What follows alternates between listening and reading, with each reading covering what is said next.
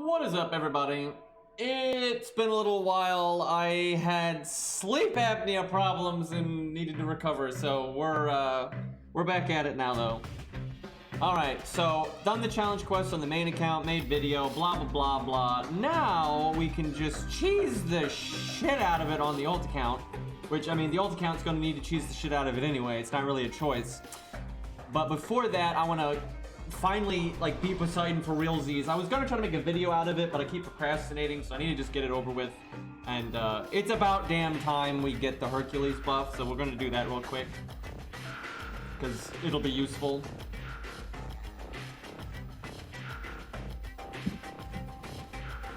Drama about the Camelot movie animators not being paid properly. That wouldn't surprise me, considering how much of a shit show that movie seems to be.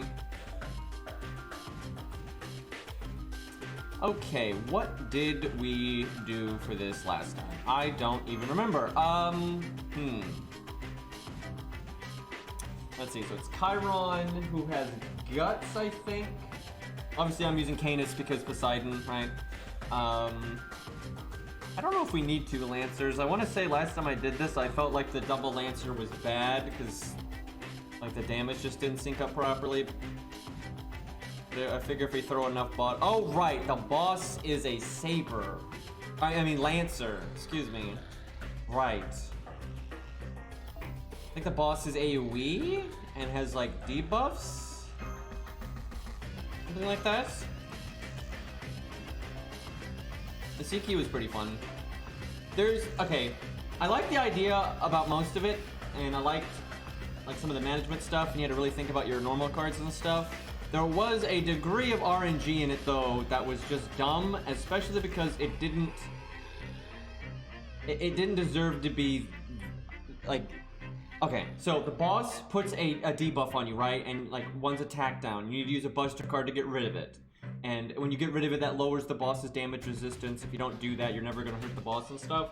And then it does crit down, you do a quick card, and then way later they do, your MP does way less damage unless you use an art card, stuff like that. That's fine, but, like, it's the way the fight is paced, and because once you do break the first health bar, you have to kind of go, because Avenger Ushi will kill you so quick. The fact that you don't get the debuff on turn 1 is really dumb. Because this is just, like, it just adds a weird bit of RNG to the fight for no reason. Because if you get the Buster one on turn 2, so you need Buster cards. Each one of your units needs to use one Buster card, right? But because you don't, like you don't get the debuff on turn 1, your opening hand can just have all your fucking Buster cards in it, and now you're gonna have to go around the whole goddamn wheel to get your Buster cards back. But if that doesn't happen, then you're, like, set. So it's like, they should have just given you the debuff on turn 1, right? It wouldn't even change anything. It would just mean there's less RNG at the beginning, and that would, I think, make it a lot better. So it's kind of just weird. I don't know why they did it that way. Also, so I say this all the time. Like, I say this all of the goddamn time. But Poster Girl is so broken, and it is probably more broken in that fight than I've ever seen, right? Because what the boss will do, you use taunts a lot, especially for a budget setup. Because you need to know where Ushi's NP is going, because it removes buffs and does damage. But because, so she'll target the taunt, then remove the taunt, and then kill them. And then so they can then proceed to attack other people. Where normally, if you NP somebody that has taunt and they die, they can't attack anybody else. But because Ushi removes buffs, she can. But if you have Poster Girl, she can't remove Poster Girl because it's a Craft Essence taunt, and those are unremovable. So she'll just NP the one person, and then she's done. She won't be able to go hit somebody else. And that was like the hardest thing in the whole fucking fight, was managing that. And yeah, if you use Poster Girl, you don't have to deal with that at all. So, lol. Let's see. Do I want to bring Karna? Probably. Seems to make sense. Or do I want to taunt at the beginning? Maybe. Don't necessarily need it. Could use Chen Gong. Okay, I don't mind that. I feel like something is wrong on this team, but could do also that. Do 20-30 maybe, try to get Now, I remember this time, there was, when you break one of the health bars, there's some horrible debuffs that I think Poseidon puts taunt and stun on somebody or something like that. So Atlas is very good, which sucks for Canis, but oh well.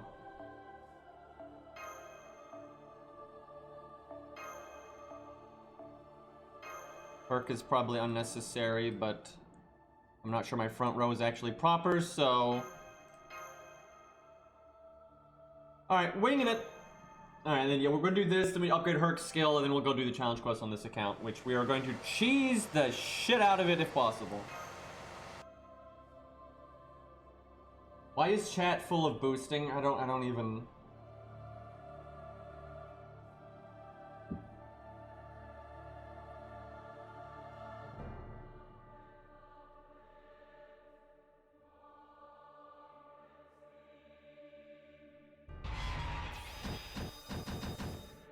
Oh, my music is not on random. Excuse me. I can always tell because I start hearing this song at the beginning of the stream.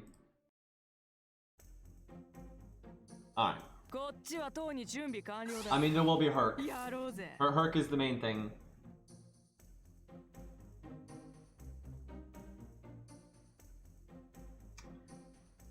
Okay, let's see. What's the plan here?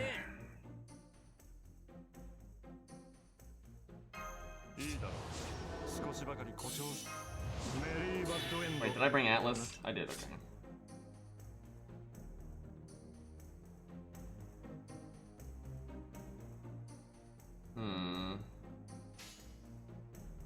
Do quite a bit of damage right now. Hell, I might be able to break right now. Let's go for it. Although, if I don't break, I'll get really close to breaking, which will mean he'll evade, and then I'll be very mad. Maybe I should not be doing this right now. Too late, already committed! Hey, heal. Yep, he's gonna evade now, I would imagine. Yep, there, okay. Well, that was not the play.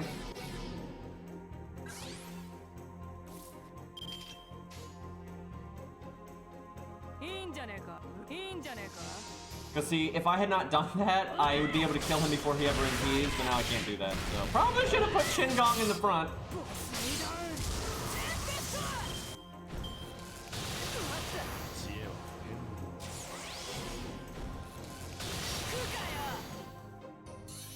Okay, I'm just gonna restart. That's so slow.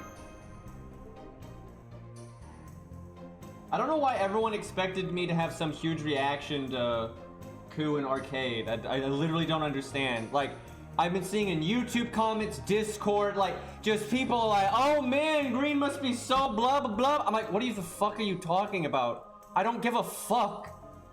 Like, why would I give a fuck? Like, what am I supposed to give a fuck about?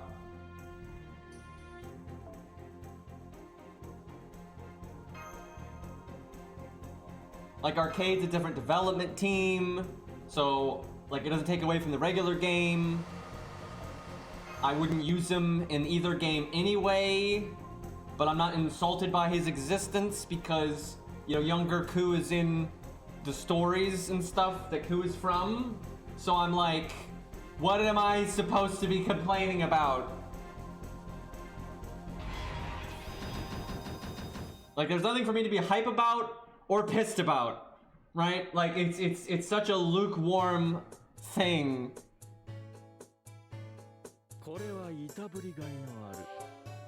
Like, I'm literally ranting right now about not having anything to rant about, by the way.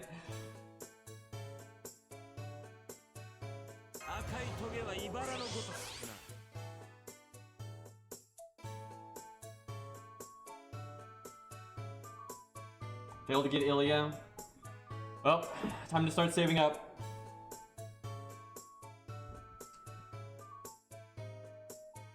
I think we don't use our first skill right away.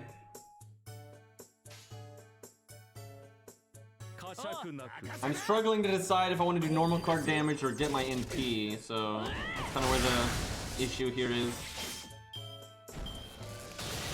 That's why I think one Lancer is better. Because you'll probably get an Art Chain, get 2 casters, and I just don't see the need for 2 Lancers. I feel like I said this last time.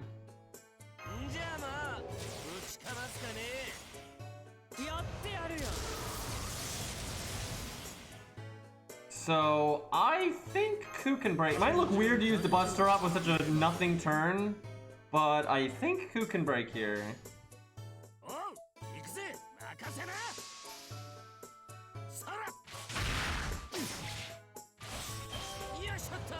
Should have grailed my Ku more! God damn it! I think I'm about to fucking NP to just get through the evades. Oh my god.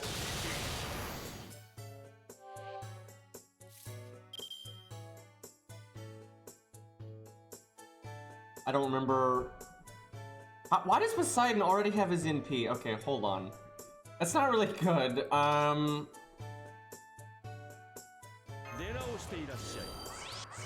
wonder if... What is going on right now? How is Ku's protection from arrows already gone? Why? Oh my god. Okay, hold on. I don't really want to use the invulnerability now, but I might need to. Ku can probably face tank it. Am I about to invulnerability Chin Gong? I don't fucking think so.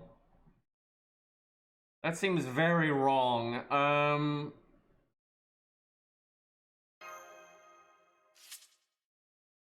Okay, you know what? If Chin Gong dies, whatever. We can kill Chiron before he NPs.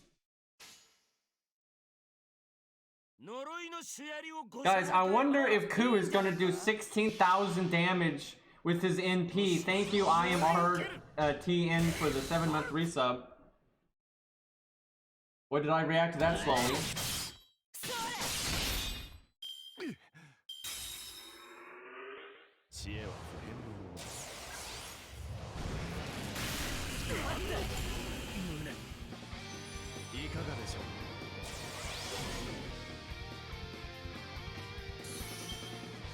Okay, I would like to kill Chiron right now. That would be the idea.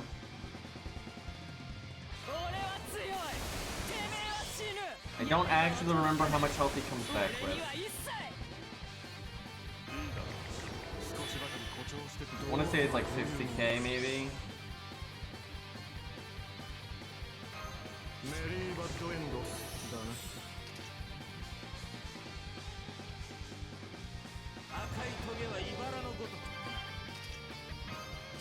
I'm not sure why I'm using... I don't need my Lancers anymore, so I probably shouldn't be doing the things that I'm doing right now, but,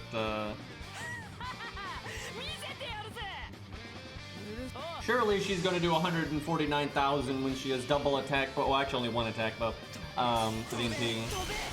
But NP up, NP 5, level 100, like, I swear to God. Fuck. Oh yeah, he has his giant ass defense up. God damn it, game. Well, should have saved Chin Gong.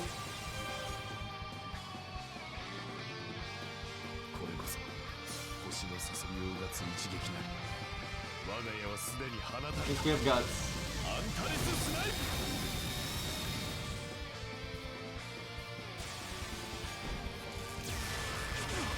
Hans, no. This did not go well.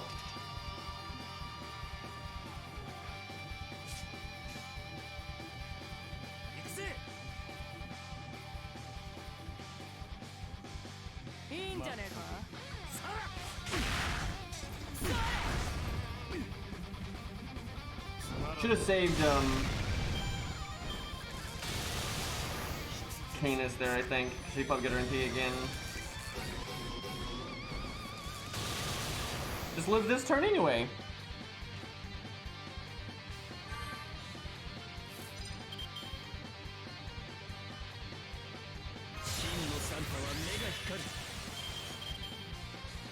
Do I save Canis? She will definitely get her NP if I do, but we probably just save Karna. Because she won't live to get her third skill back. Hey MFJ, thank you for the 33 months resub. I just swallowed water down the wrong tube. Thanks guys though.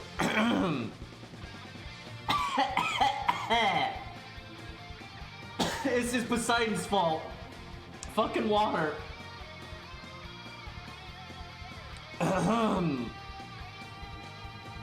You know what? I think I've ranked his skill up enough. Yeah, I have. Okay, there we go. That's good.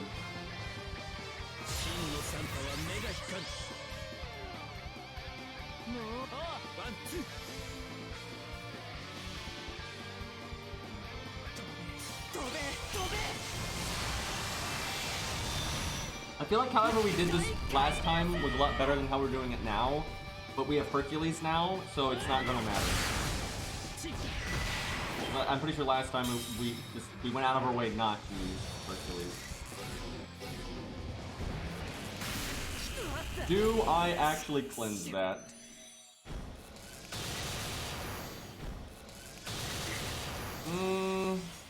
He has guts back. Probably not though, honestly. I think you kind of just want him to die. I hate, like, yeah, heck, he could live a few more turns, but that doesn't, like, we have Herc now, so everyone else can kind of just fuck off. It's fine.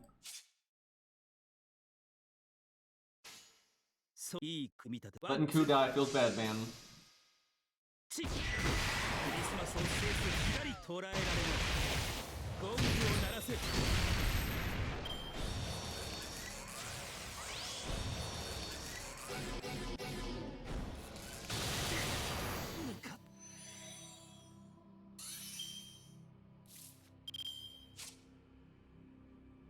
I think that's a 2-hit invulnerability?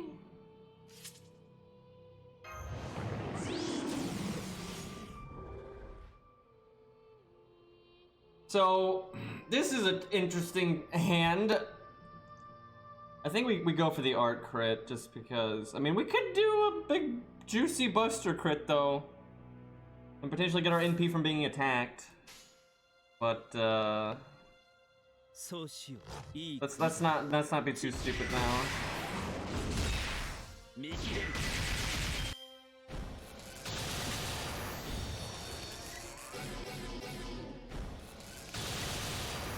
I should have saved Herc's evade for this turn. Not really sure why I didn't. Do I save Karna? Nah, probably not. It really is kind of just get value out of people before they die and then let Herc deal with it.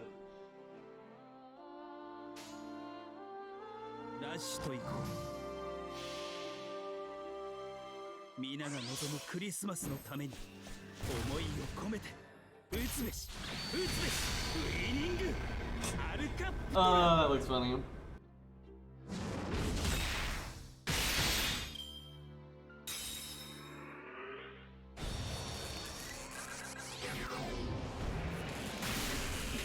Yeah, I remember when we did this before, because we weren't using Herc, we had to min-max a good bit to set up Karna properly, but we don't give a fuck now.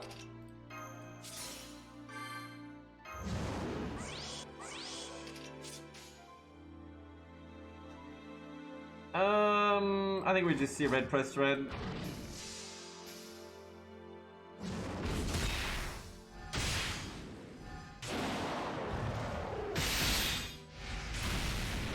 I tell you though, I really want to get a free 4-star tick. Will you stop casting that? Dumbass didn't take one of our lives though. I guess we just make NP gain because we can't do much damage here.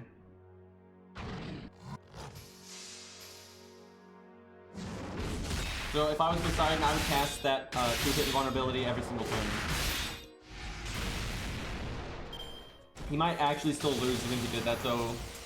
Because we're NP 1, maybe not, because you could Buster NP extra, and that would probably kill him, but we're pushing it a little bit because we're NP 1.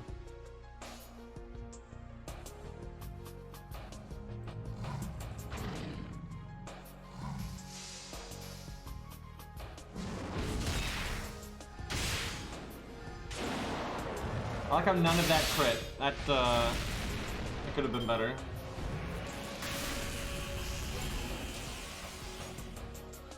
Finally get our NP, and then he takes it away from us. But Jason healed us for 300 though. Gotta cheer on his best bro, you know.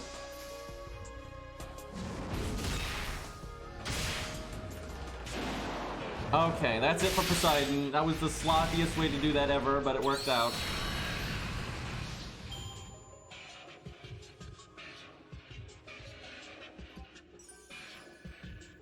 Alright, let's go do Herc's buff quest, and then we go do the challenge quest.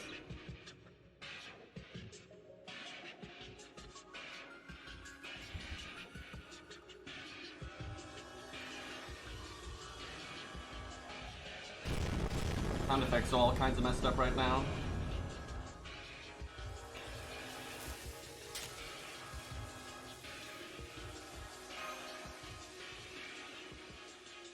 So, I don't know if it's here or later, but I think it's here. Jason's using, like, an illusion on himself to make it look like he's not injured, but he's actually, like, dying right now. Feels bad, man.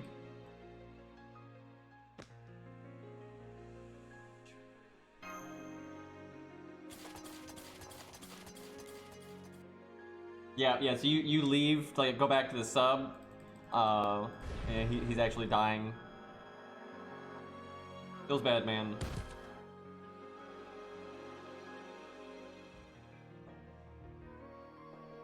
I'm dying too.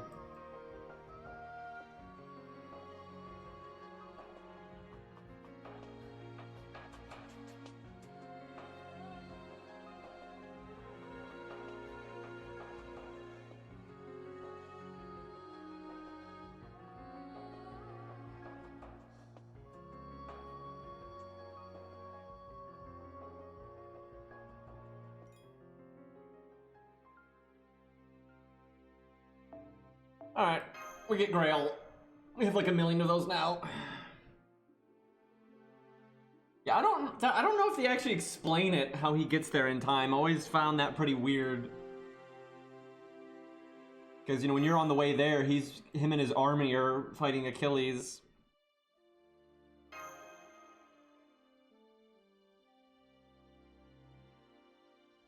But some, like, deal of time passes, so I don't even...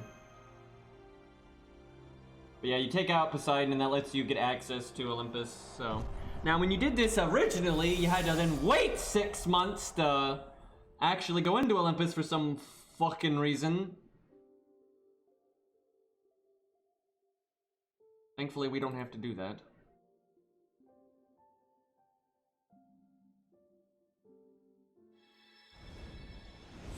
But we're gonna wait to do it until I want to level like at least Medea. If we don't, we gotta use Medea for Aphrodite. I mean, come on now. So I want to level a couple of things, just to kind of have more fun with it. Get Ricky Boy up a bit.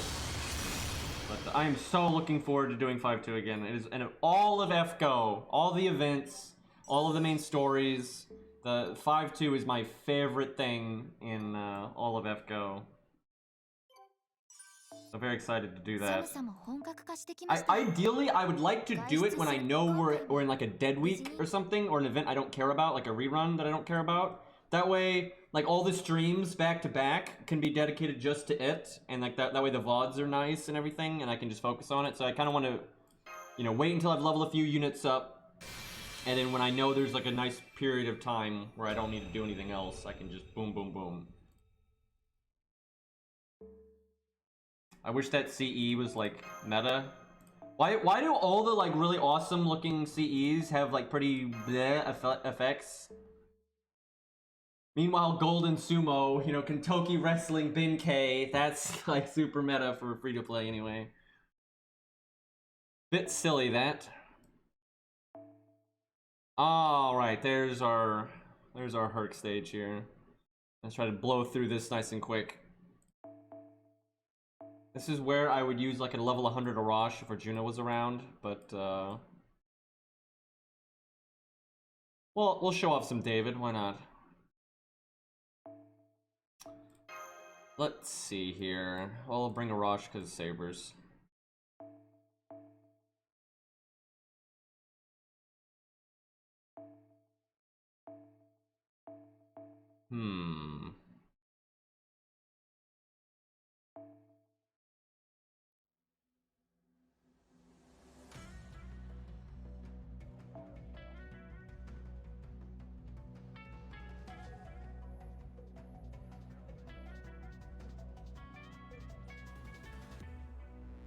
Oh.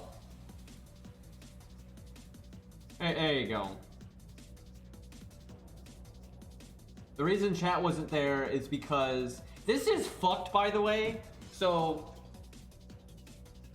how do I put this? This is kind of hard to explain. So there's a lot of different ways I record videos, right? And if I'm recording with Samsung DeX, right? So I'm broadcasting my phone's screen, you know, to my computer, and then I record that with OBS. If I don't turn the chat preview off, and someone even if I'm not streaming, but someone happens to be in my chat, and you know they do Sanson or whatever, it'll show up in the recording. So I have to turn it off so that doesn't happen, because that's happened a few times. Because yeah, I used to record with Mobazin, and which I still do if I use my old account, but if I use my main account, I don't. And Mobazin would just kind of record what's happening inside your phone, kind of. It was like an internal recording, and so that wouldn't capture an overlay that's being seen on through OBS, right? Because I'm using OBS as the capture software now. You know, any plugins and stuff running will also show up. What do I give Herc? I actually want him to get his NP. Guess I just do that. Wait, no, he needs that. I need more starting NPCs that are worth the fuck. Can I have aerial drive now?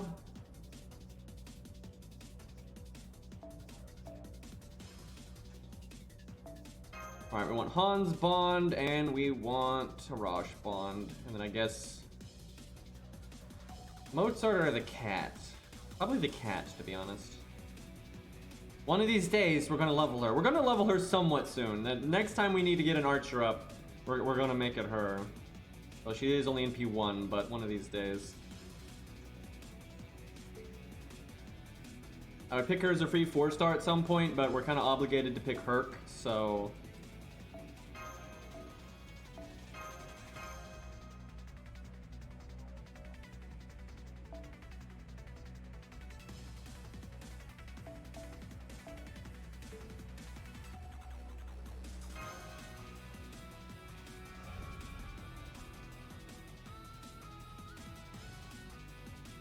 Yeah, it's kind of weird that they didn't give Ushi her horse.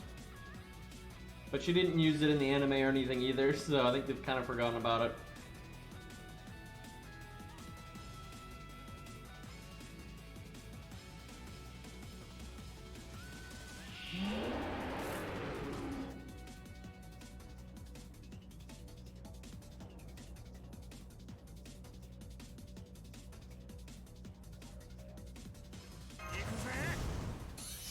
That's funny, those are the guys from Lost Belt 5-1. We've never seen them again, though.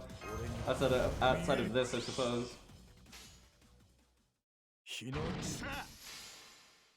Probably could have just cleared this and Stella the next wave, but whatever.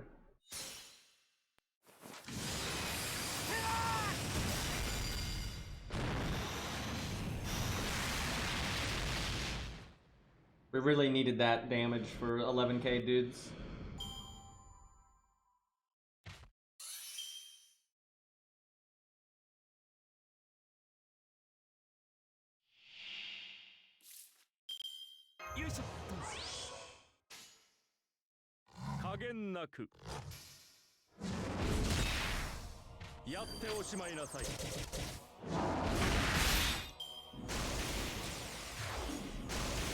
This is some very inappropriate music. See what I'm saying? If I was gonna have to normal card a turn down, right? A wave down, you want it to be the first one, not this one.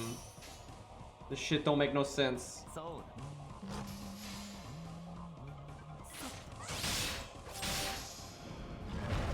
Oh my god, I need a level Spartacus though. I do not need a level Spartacus for Lost Belt 5, which is why I haven't leveled him. But for events and farming and that kind of thing, it would be very useful.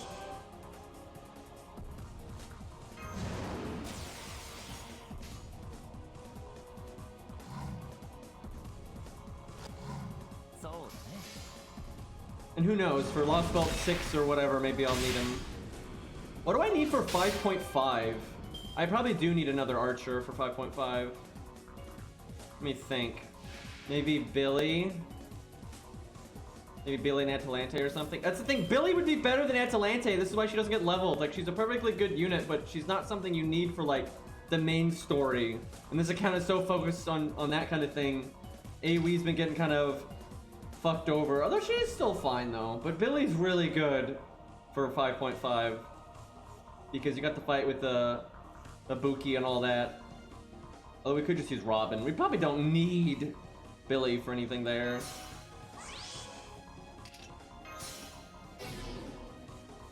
Perk can kind of blow up most of what's in 5.5 though, not gonna lie.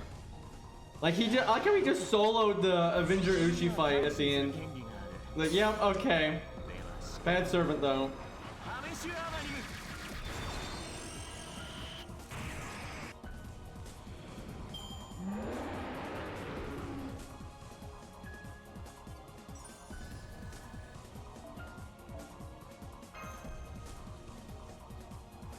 Doesn't keep up with modern content, yep.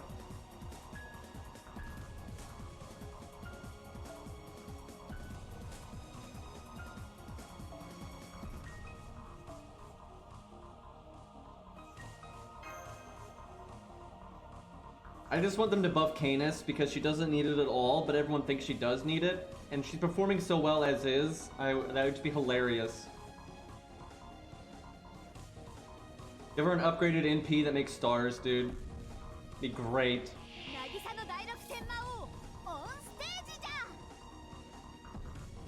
And the next wave might not have, like, there's no more sabers, so I still think we don't Stella this.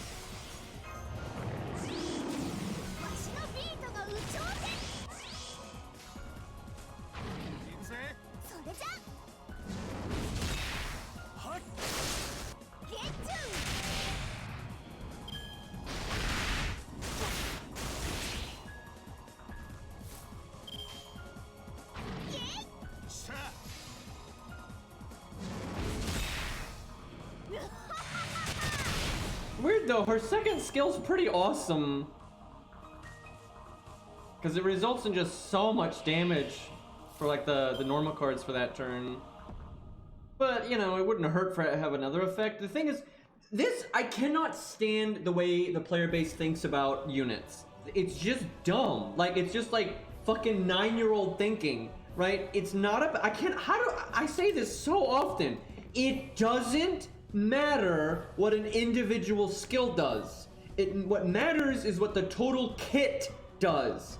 And what would be a lot more helpful to her is, like, upgrading the NP is way better for her. It doesn't matter, let's say you added it up and you're like, okay, ultimately she's getting the least value out of her second skill compared to everything else. That doesn't mean you need the second skill to be buffed, because that's not necessarily going to line up with the rest of the kit the way that you want. Because, like, for example, for Canis, obviously a big part of her is doing the big normal card crits and stuff, right? Which she's kind of single target. But she does do the AoE bomb, and that's an important part of her kit as well. And if you have to use the NP for single target, it's better for it to be upgraded. And then when you are in an AoE situation and you're using her, you very much want it to hit harder. So, you know, if you add Star Bomb to her NP and just give it the generic NP upgrade, which is roughly 20% more damage, right?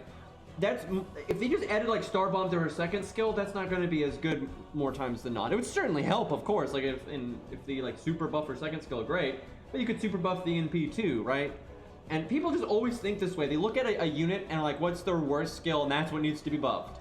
That's dumb, right? Like, it's about what their total toolkit is, which first off dictates if they need to be buffed or not in the first place. Because you might have one skill that's abnormally weak, but another skill that's extremely, like, way above par, right? So then that doesn't mean anything. And then also in terms of like just having smooth gameplay or whatever, you have to think about what does this unit need and when? Like, how's the timing going to work out? What do you actually use them for, right? But people don't think that way. They look at like, oh, this is the worst skill that needs to be buffed. It's like, that's just fucking stupid. Like, that's baby brain.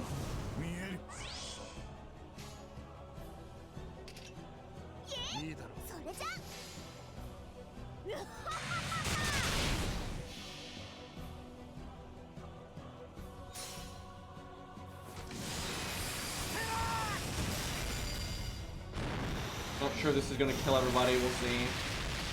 I think it will. We still have no boost card. Bonk him!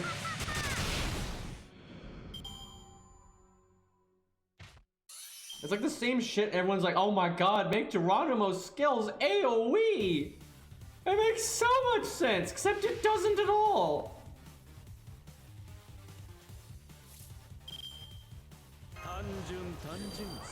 Now what they could do is make Geronimo's skills AoE and then also add another effect on top of it that like you make his quick up an AoE quick up, but then he also gives himself evade, right? Like, you know, that would be good, but the important part is him giving himself evade, right? And you make the Buster up AoE, and then he makes like a bunch of stars or gets attack up or star gen or no, not that. MP gain or something. That don't give him star gen. Oh my god, don't fucking do that. Unless you want to like radically change his hit counts. That ain't gonna do shit. I should have cast this a while ago. Although it would not have mattered for her, it would have mattered for her. You know what? We don't even care. Fuck it, just blow him up now. We do normal cards here. I like how you have to beat Poseidon to unlock this stage. And it's like Greek Arena or something. And, you know, you got Chiron here, who we just fought. You know, you have to beat Chiron and Poseidon to unlock this stage. But this is so much easier than Chiron and Poseidon, right? It's not like they don't know where you are with your account. If you are doing this stage, you have beat Chiron and Poseidon, right? So it's just so silly that the stage is such a joke battle.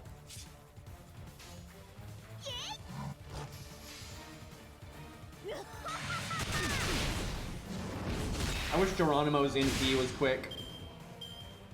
That would fit him really well. Shingon got this. Although I haven't given him attack foe items. Still got it. I haven't seen Limbo's interlude yet, but I do have him, so I'll get to see it at some point. Alright, one more.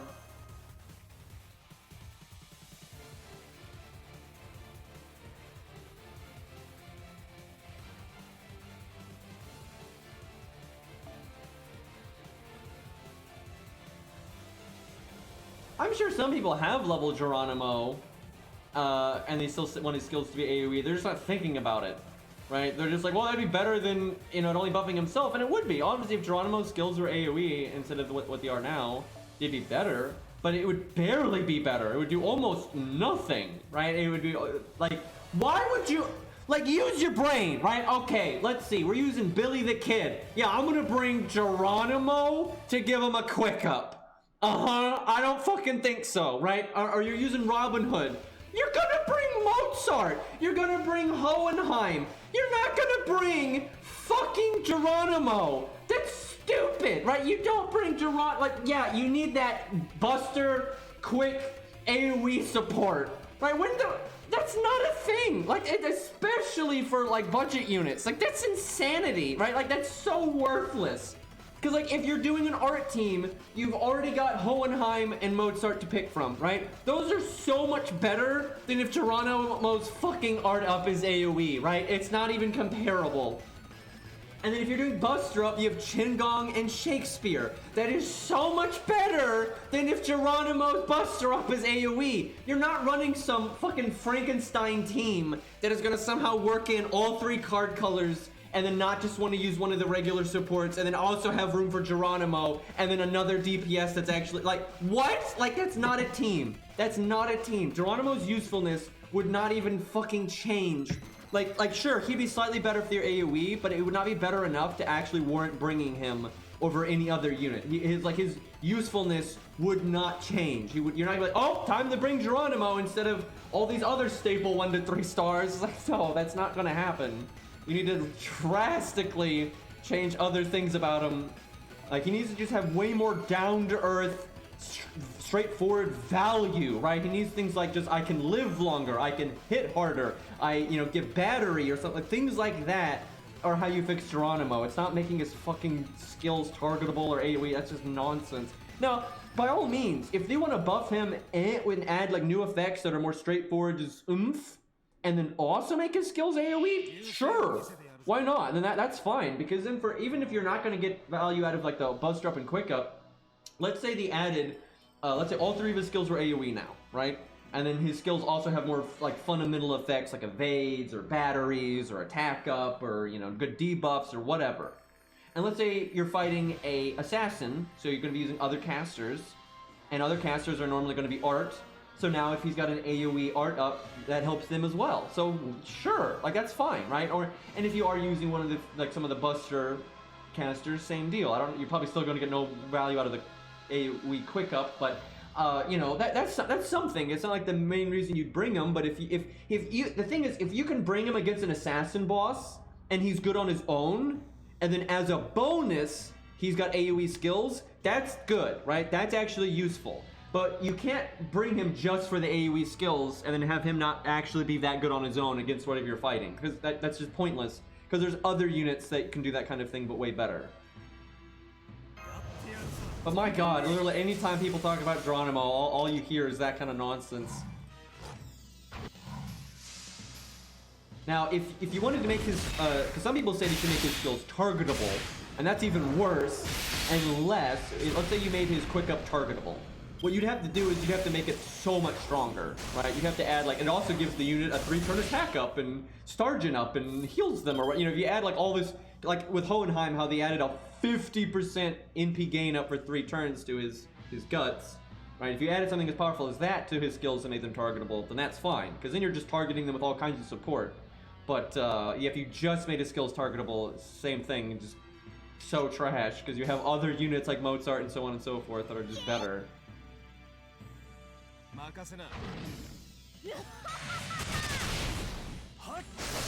I'd love it if they made Geronimo have battery for other units. Like, low stars are just lacking so fucking hard when it comes to battery. Like, all of their batteries are just 20%, and that's a really obnoxious number that kind of helps, but not that much, right? It would be really, really nice if they could just, you know, add a low star support that's dedicated to battery. They can be much weaker in other areas, like you can't have them on par with Waver or anything, but having one steroid would be totally, like, make it 40%. Have a 40% steroid for low stars, and their other skills are kind of nah, you know, certainly nothing like Waver's. That would be nice.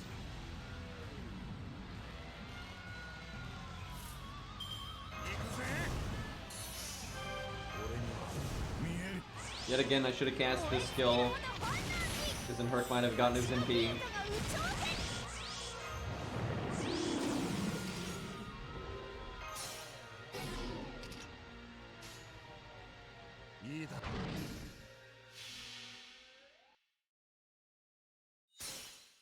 You have Geronimo's Buster up, change his whole deck to Buster cards. I'm a Toria now! Can you imagine how bad that would be? Like, that would be such a bad buff for Geronimo.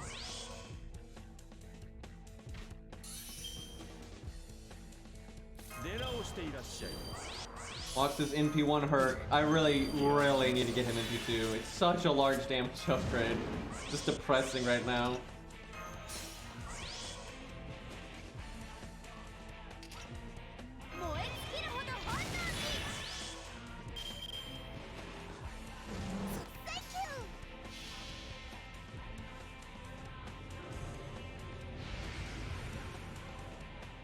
What's sad is it'd be really cool. It'd be so cool if they would really sit down and think about how to fix up Geronimo and fix it, you know, and have him line up with like his lore, because he's got all this like unique shamanism type magic that like no one else has and stuff. So if they took their time to like reflect that in his gameplay and make him like good. There's so many. Like, God, you could give him buff removal resistance for the team. There's none of that for low stars. None of that. So Geronimo, that'd be like his thing, right? But you know, they just don't care about him enough. Even if they do buff him, I think it's gonna be really generic. And they're, because he's just not popular in Japan. So I don't think they're like sitting there and looking at him like, okay, how can we fix this? Is this even in need of fixing, right?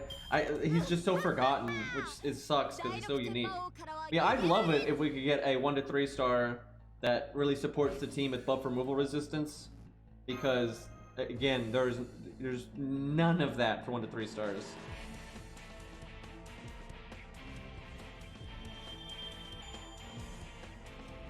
Instant death resist. Yeah, that'd be something, but that'd be a lot less good. There we go. There's the good shit right there. Oh yeah, we're gonna have to do Fuma stuff, but we can do that later. Can we max his 3rd skill? Because we definitely need to do that. I think we can. Go. Oh, the 45 hero proofs. Herc, have you proven yourself enough yet? Are you sure? Okay, there we go. That really helps with his whole like loopy nonsense there.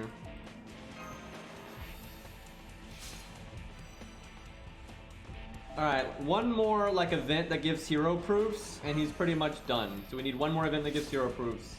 And then we need a free 4-star ticket. And then he is ready. Where are we with 2K foes?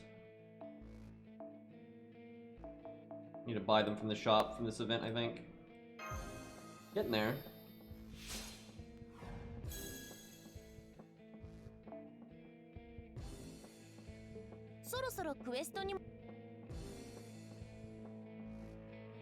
I think I did, Rex. Let me check. I would be shocked if I hadn't, because they're so high priority. Although this is an ult account, so you never know. Oh yeah, we gotta do one. Fuck, we gotta do one more stage to unlock the challenge quest. Yeah, we already won. That'd have been awesome if we hadn't, though. But alright,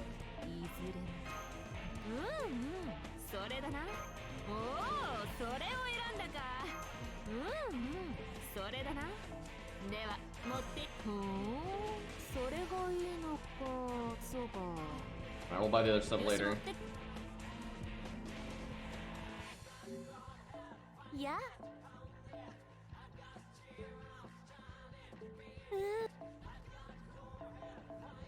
Well, I should up her NP rank just to save my inventory.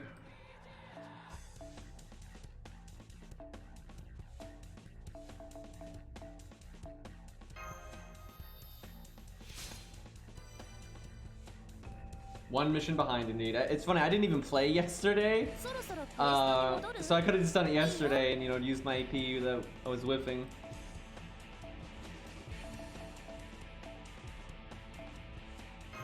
I was messed up yesterday, man. But I just like hung out with my brother online, played some Overwatch and stuff. Yeah, I've been playing Overwatch the last few days because they've like changed the way you can queue, and they basically force teams to not be idiotic team comps. It's better, but it still has so many of the problems that I always say Overwatch has. But it's definitely better than it used to be like years ago. But you can actually play the characters you want to play and have the team not be complete garbage. Okay, we need to do one stage in this region. It doesn't matter which one. Let's see, do any of these drop things we care about? Not really. I guess we'll do this one just because gold gems or something. I don't think we're ever gonna need mirrors though. Go Jet Kita.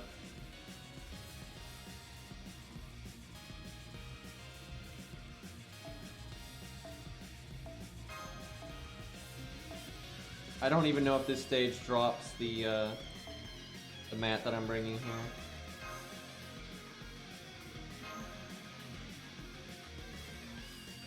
Well, because we play together, what we do, like let's say I'm going to be DPS. Obviously, DPS normally have to wait like 6 minutes to get into game because everyone's picking DPS. But one of my friends, like Cairo, will pick tank, so then we don't have to wait very long. And what they did was, if you play as like a needed role, like a healer or a tank, you get like a priority ticket. So the next queue, you can like skip the line as DPS. So that kind of gets people to play the other roles, but then occasionally they get to play the DPS. So yeah, overall, it's a lot better, I think. And then while you're in queue, you can do deathmatch, which is good for practicing. So I think it's much better.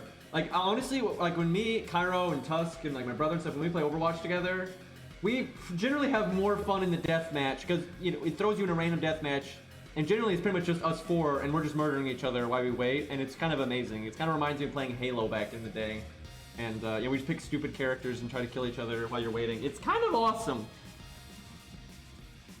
The healer and tank queues are really fast. It's DPS that's not, but if you play healer and tank, a lot of times you'll get those priority tickets, and then you can play DPS occasionally very quickly. So overall, it's not bad.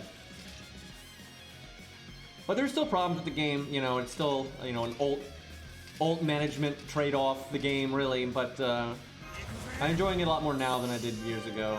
Outside of when it first came out, because there was no meta when it first came out, and that was just hilarious.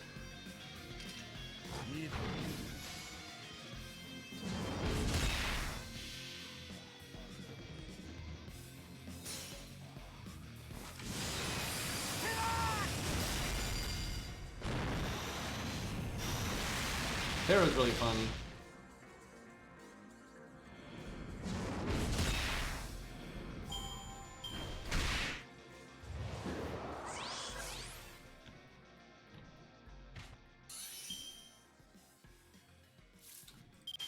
I guess we just get NP here. The Roadhog is still so much fun though. You get that like flank and you just grab a healer and get that shit out of here, and it's great.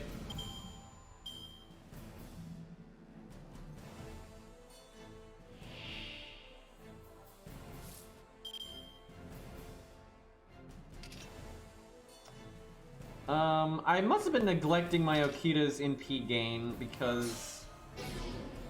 yeah, probably need to fix that. He's level 100 for God's sake, so...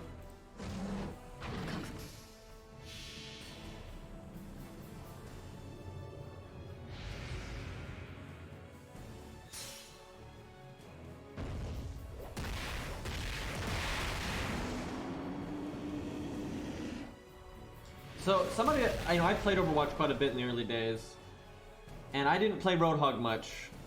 Played him a little bit, but not a whole lot. But I played plenty of characters that would get wrecked by Roadhog, and I actually never really had a problem with the hook, because I played Dark Souls, right? So I'm aware the reason it goes through walls is because of like the latency and what he sees on his screen and everything. And it's not, if you get hooked even when it was like that, you know why. You know it's because you were out when you shouldn't have been. And even though on your screen you like just at the last second you got away, you didn't actually get away, so you actually deserve to get hooked. How I dealt with Roadhog is you just respected the hook and you tried to not get out of position and stuff, and it never really bothered me. And like I said, I didn't play Roadhog, and I never found it that annoying. But yeah, if you've ever played Dark Souls PvP. You understand what's going on and like why you have like phantom range and like what's mechanically happening. You kind of know what's going on their screen and how you need to react. You know, you need to be faster, right? If you get hooked through a wall, it's because you reacted pretty slowly and you barely got it out in time. But because you're being that slow, you're actually not getting out in time. Like, yeah, it looks dumb. And certainly every once in a while, you know, you'd have some universe-shaking hooks that were pretty weird, but, you know, same in Dark Souls, every once in a while you have some tomfoolery that would not be right. Like, so I'm glad overall that, you know, they patched it, but I think they actually over-patched it, because it kind of overcompensates for the lag now.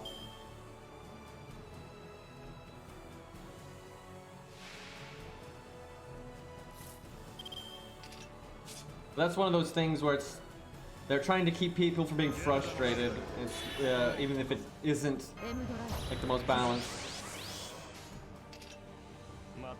Okay, we'll kill them all next turn.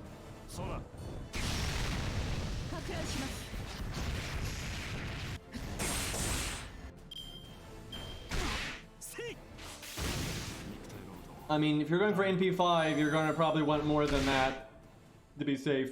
And then if you end up having extra, then no, that's like this is why I save up so much. It doesn't hurt you. The SQ, if let's say I save up 3,000 SQ over, you know, years or something for somebody, and then I get them in 500. I don't lose the other 2,500, right? So, you know, if you're trying to get something, you generally just save up until that thing comes out, and then you grab it. But you know, like I always say with Izo. Izo's cool and everything, and Izo's also had a lot of rate ups, so you've had a lot of opportunities to get him. But unless you really like Izo, you don't really need to get him, even as a budget thing, right? Because 100 Face exists, and 100 Face is just so much better.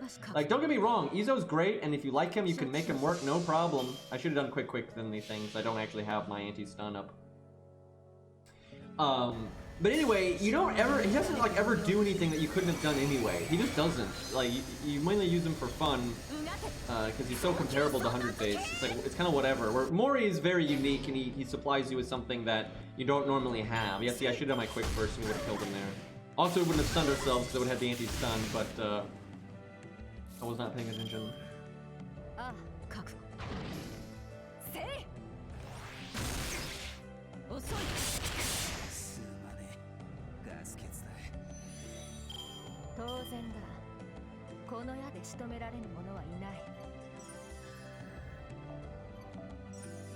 And same for like summon tickets, you know, like when I have like a real cushion of SQ, I don't mind throwing out my summon tickets. But when I don't, like right now, because Calamity Jane just destroyed the bank because I don't even, because of that, I'm now saving all of my summon tickets on my main account, right? Just in case, until I get a cushion back. Although I guess what I have right now probably is what most people would consider a cushion, but you know me. Actually, what am I on my main? Hold on, I got my account up. I am at 1,154. Yep, so my god, that feels terrible though, because we were up to like 1,800, so. That was so stupid. That was for one copy, dude. For one fucking copy. I got 17 summon tickets, so that's something. Okay, I'm not sure how I want to go. Okay, we're still not going to use Waver and Merlin and Castoria, or, you know, as cheesy as we're going to be, I still just don't like playing that way. It's not fun. But how do I want to do this? I'm trying to think. We want to set up Herc. You could also summon Beastly's Herc. That's another way to do this. We could, you know, we could actually mimic what I did on my main account pretty well and put Herc in the back. I'm not sure that kind of setup though would smoothly get rid of their units to do that.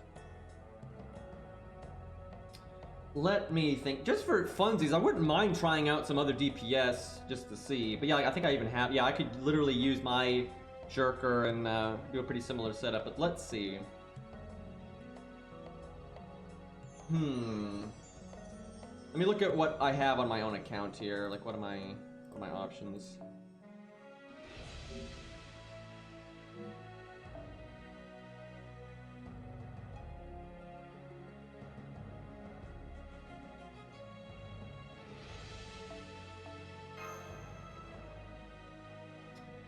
Okay, so that's a given.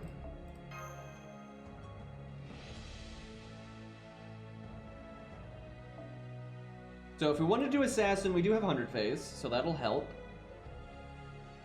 I think summoning a DPS, though, makes sense. What would we have support-wise if we did Buster? Because Buster is really nice for this. We got Qin Gong. Cooldowns are trash, though. I could mimic what I did in the video somewhat. It's a lot worse. It's way worse because my skill ranks are lower and all kinds of wonky nonsense. Do we have a 25 Benkei? We do. By the way, I actually did this after I made the video. I tried Benkei at the back instead of Qin Gong, and it actually worked because Benkei shows up and then can he can really fuck up Avenger Ushi like a lot. Because he can remove her buffs, he stuns her, you can NP seal her, and like that's her thing is, you know, her NP. And then he can taunt. Like he was surprisingly good as a cleanup unit, especially when he was. Because I actually used the 65 one. I didn't actually use the 25 one. But we do have esports Benkei over here. We might use that. We'll see. It really just comes down to what I want to summon. If I want to use my DPS, what would I use? I mean, 100 phase for the beginning, but we wouldn't have much after that. I think we'll summon a DPS then. So probably Buster. I have no idea in what order I want to use units. So it's going to be so different on this account, though. I'm not going to be able to get as much value as my main account did because my skill ranks are just so bad. But Hercules is so Hercules that it hopefully won't matter. That's the idea.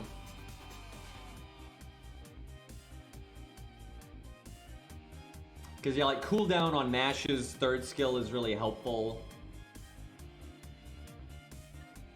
Okay, something like this. Something like this. I might go Jerker just because I know how to use her here. But what I don't know. What do y'all... Nobu Zerker? We could try it. I'm trying to think. How would she work here? We'd probably want a different CE. What would... Let me look at her kit again.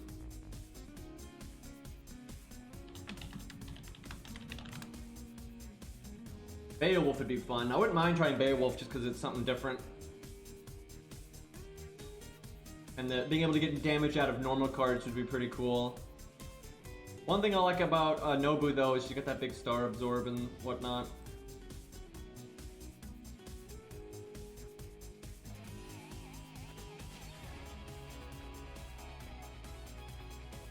We could try her. I think she's kind of inferior though. Jerker was so good for this because she has an event bonus, so she was basically level 100 without being level 100.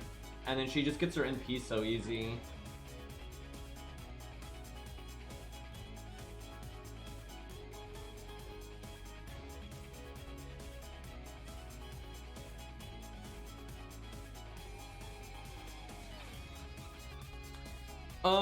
Rex, can we get some different command codes? We'll try Nobu Berserker, just why not? It's something different. But I really want to try Beowulf because he just got buffed and everything. I think Beowulf would be really fun.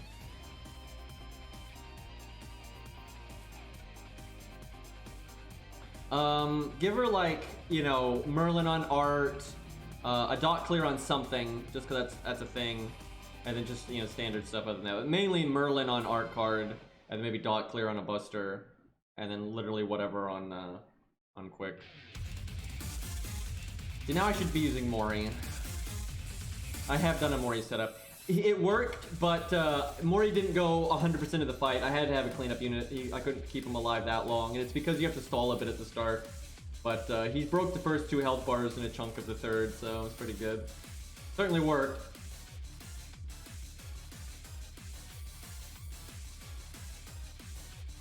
I'm gonna use Jerker real fast because I don't want to be sitting here doing nothing for so long, and I don't think we'll win first try, and I kind of just want to figure out what the plan is. Let's see.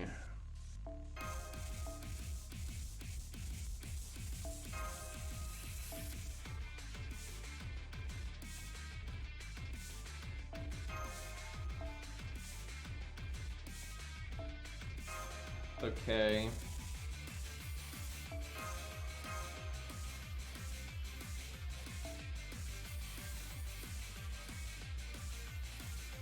Can I get away with default? Our priorities are really different with the way... Yeah, we'll try... Well, maybe we do anniversary block. I'll try default. Our priorities are so different, it's not like what we did in the video at all, because we're not trying to go the whole way. We're trying to just fuck up the first 2 health bars, basically. So I might use the attack up. I don't know, maybe you do just use Atlas.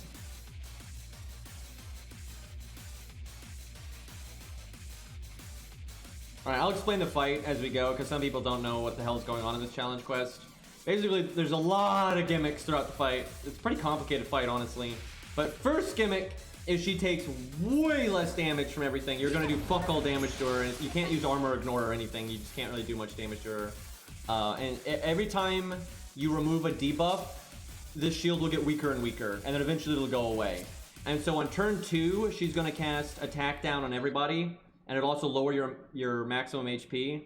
And if that unit uses a buster card, it'll get rid of that debuff, and it'll weaken her shield. And then on turn 3, she'll buff herself, and then turn 4, she'll debuff you again, but it'll be crit down, and you have to use a quick card to get rid of that one, and that'll get rid of more of her shield. And then she buffs herself again, then she debuffs you. It kind of just rotates. And so at the beginning, you basically need to get rid of her shield and then blow her up. And then when you break the health bar, then gimmicks change again. But yeah. So bad opening hand because a lot of buster cards, but at least Shin didn't get his, so it's not the end of the world. Do I taunt? Yeah, I'm going to taunt her just because that's what I did in the video, and that was definitely right in the video for the way I was playing it.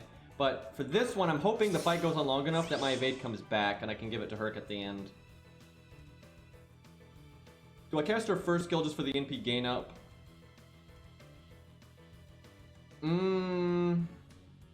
Yeah. With the evade, obviously, but yeah, I want the gain from getting smacked.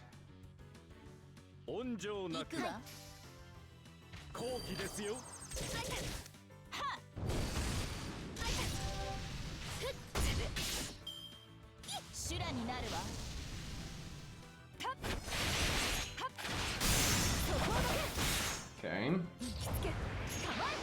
Probably should have changed her CE, but whatever. Okay, we need buster cards now. Mash didn't get hers yet.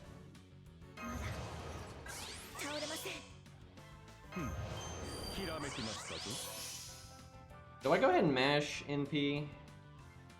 So I don't have to use it later? Probably. I shouldn't have used Mash's first skill then. It's a mistake. Because I have so much defense up and damage cut now that we won't take any damage, but we don't need this many buffs to take no damage. We could have taken no damage without having put everything on cooldown, so it was a mistake. Hopefully, dude, the video I made for this, I min-maxed that setup so much, it was ridiculous. But this setup's not going to be half as min-maxed, but I can probably get away with that because we have Hercules. He's kind of good.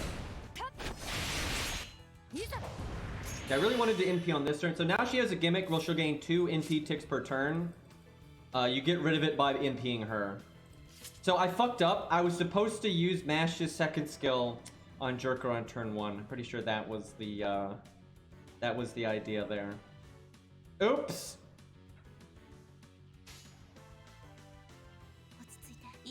Well, we'll get our NP now at least.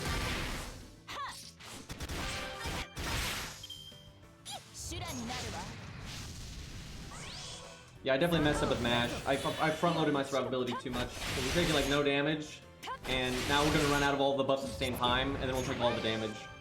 So that was bad. Fuck! What is wrong with me? I could have NP'd before if I... Oh my god, I'm an idiot. If I had done the Mash thing, you know, Jerker's got her Buster up, which gives you NP, right? So I should not have used the Mysticode Evade. I should have done I guarantee you in the video that's what I do. I guarantee you in the fucking video I did Mash's Invulnerability. Because then you can use Jerker's third skill, right? Like, because seriously, between Jerker's third skill, Mash, Chin Gong, that's 50% battery right there, right? Guaranteed. And then you're taunted with Invulnerability with NP gain up. So then Ushi's clearly going to give you a nice chunk as well. So you barely need to get any NP at all, right? Like, I could have NP'd on that turn. I just fucked it up.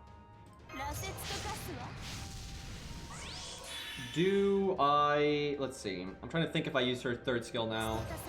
I wonder if I can break without it. Can I break without it? Let's see. We've got double attack up and Buster up. She still has a lot of damage resistance.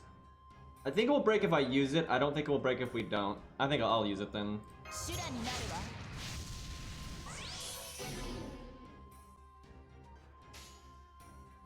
Does Mash need Invulnerability?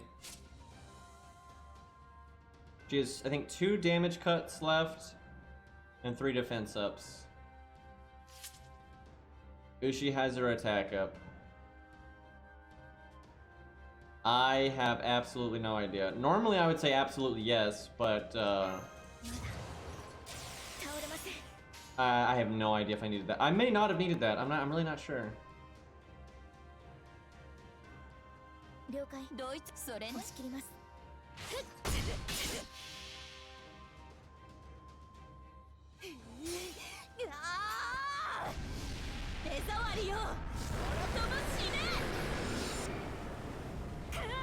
Nice sound effects. Nice sound effects. Very good. Fuck, I should have done the break chain. I could have done her NP Art Buster extra. That's really bad that I didn't break there.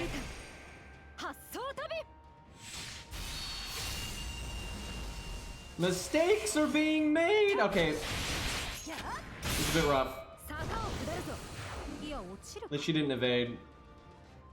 She guarded, oh yeah, that's another thing. She heals for 20,000, and putting a debuff on her gets rid of that, but she guarded the debuff, because we did burn, but yeah, she guarded it.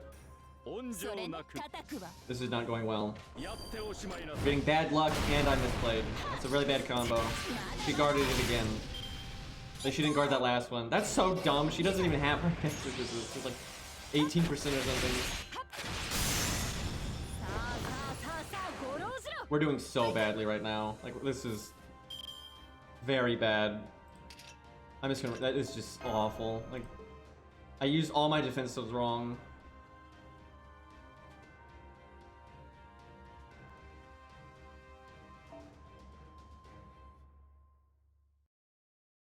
Alright, let's try, Nobu.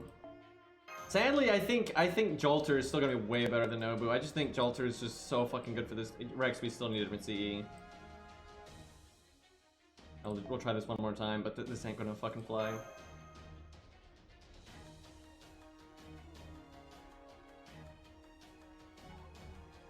Dot clear, dot clear.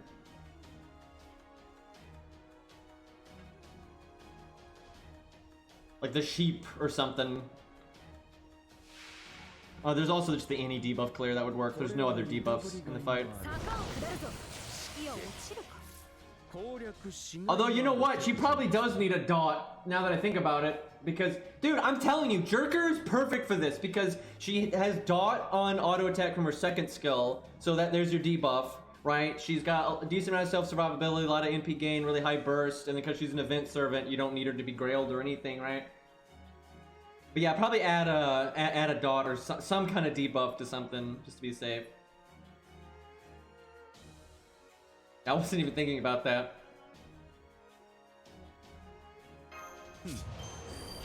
Yeah, the heal you remove by having a debuff on them, and the NP gain you remove by NPing them.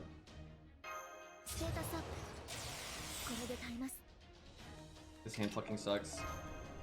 So I think if you get Gong's Buster card, you just reset. With this kind of setup anyway. Like, it's just so bad. It's so fucking bad. Because he'll never get another Buster card until like at least turn 4, and potentially not until turn 6. You cannot wait that long to get rid of the fucking debuff. That's what I was saying. That's the one thing I don't like about this fight. Like, I think this is a pretty well-made fight otherwise, but that's just dumb. Like, and it wouldn't. It's just infuriating because all they had to do to not have that random amount of RNG in the fight is just just have her debuff on turn 1 instead of turn 2.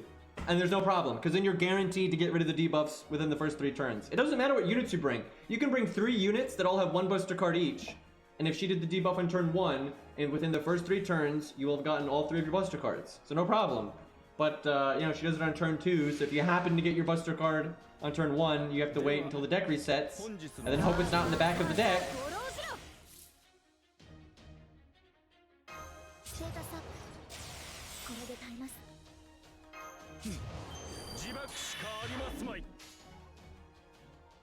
What do we do here? I'm really not sure about casting this because our cooldowns are fucked. But getting NP in time is good. But I feel like we might get our NP in time without it.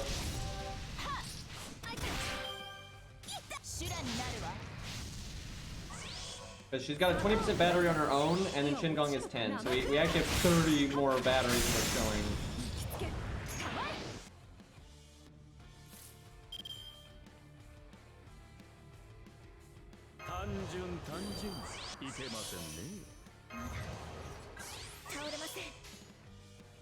Okay, Mash needs to use her Buster card.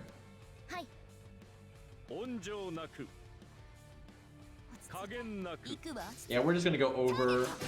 Like, our charge, our MP charge is gonna go over what we got from using our first skill, so there was no reason to use it.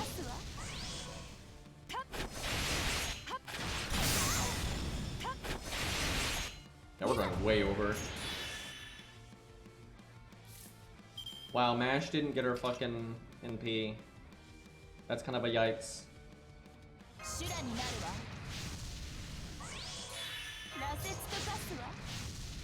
Well, let's see.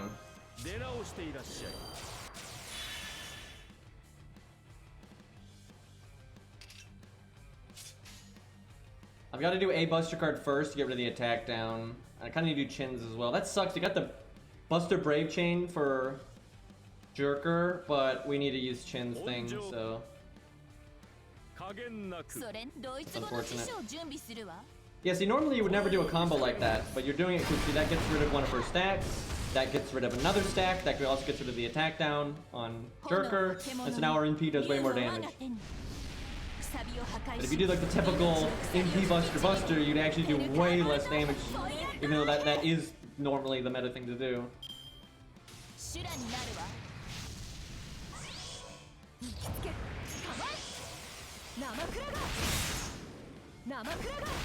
Do I save Mash's NP for when Jerker gets her art card? The deck just shuffled, so it's still in there.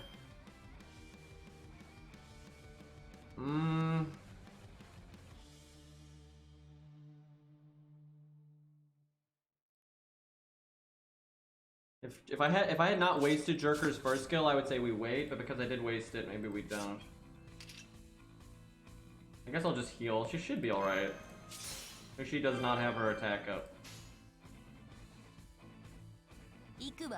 Actually, I shouldn't have healed, because we're gonna get another maximum HP down.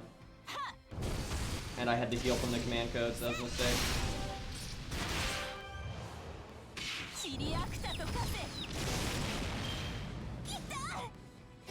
I like how I literally just explained why I use Qingong. I've explained about 5 times in this stream already why I need to use Qingong's Buster. Like, I was literally just explaining that. That's why I swear, man, it's like it's like, does anyone actually listen to the words that are coming out of my mouth? Because I feel like they don't. Do I evade Mash?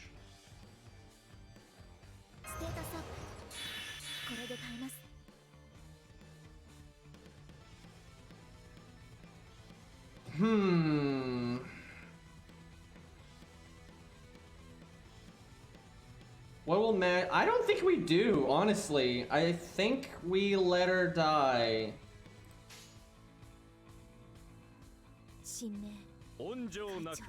行くわ。私を最悪の席に立つ。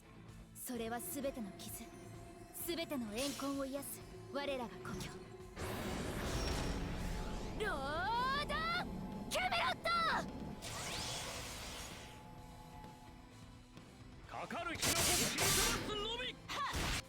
Well, weren't able to get the NP gain I wanted on Jolter there, but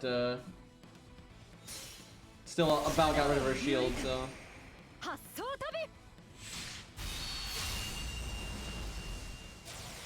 Once you get rid of the shield, you don't have to remove all the debuffs. You still need to remove the attack down from your DPS, because it makes them do less damage, obviously. But like, for Chin, once the shield's gone, you don't really care if Chin removes his debuffs anymore, because you don't use Chin for DPS.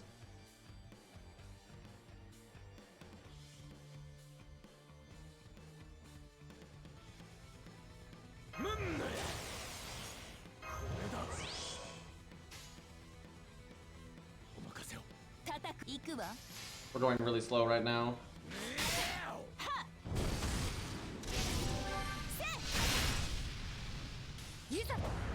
Yeah, see, that's why I shouldn't have healed.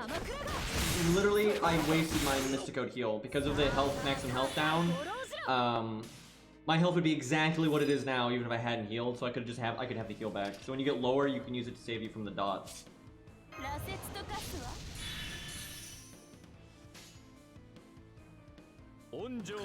This is not good. We're just taking way too long to break the health bar.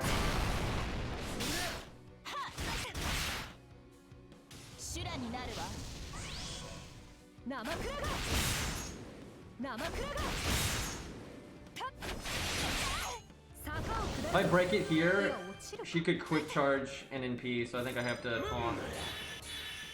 And then if she doesn't, I can taunt again with Qingong.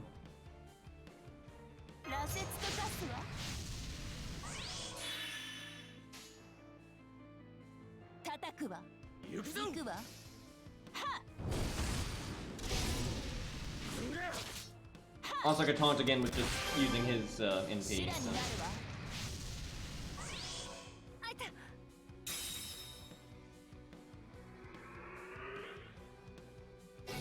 This stage of hers would be the best if she just didn't have the toilet paper.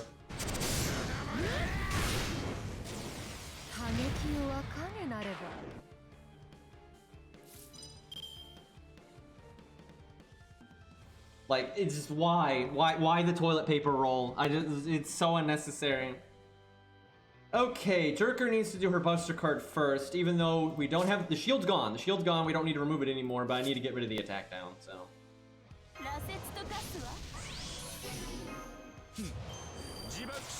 Do I use the attack up now, or do I want to save it for Herc? I guess we can use it now. Do we need it though? Maybe. We've got double Buster up, attack up. We do not have Buster up from Leonidas anymore. I'll use it. This could definitely be a mistake, but fuck it.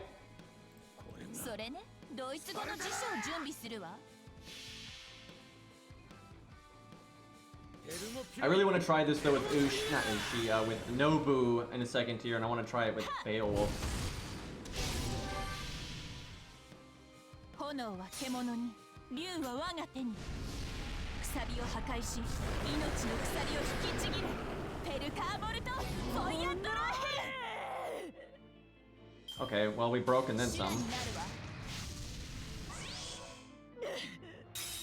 But see, this is another reason why Jerker is so good. She's gonna remove the taunt, so she's gonna be able to attack again. Now she's down an action because one of her actions is the NP, but then she's down another action because Jerker has a guaranteed one-hit evade. So she only has one action left to actually do something fucked up, and that could be a buff as well. So it's something that puts the odds a bit more in your favor. By the way, this is a turn where I should have healed. Yep. But yeah, that heal that I did earlier just got me killed. Thankfully, I think Herc is so good it can bail us out, but I really messed up with that heal there. Okay, let's see. How do we want to time this? I guess we use this now.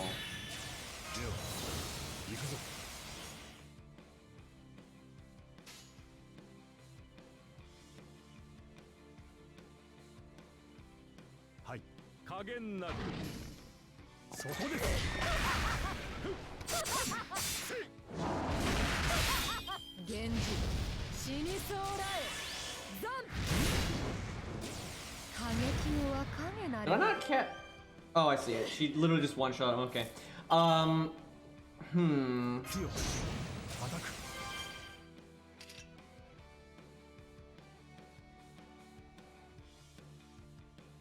So the heal is like never gonna matter for Herc ever. So I think I should have given my Herc a dot. Oh my god, we might be screwed because I didn't give Herc a dot command code. She might just heal too much. We'll see. That's a big fucking problem.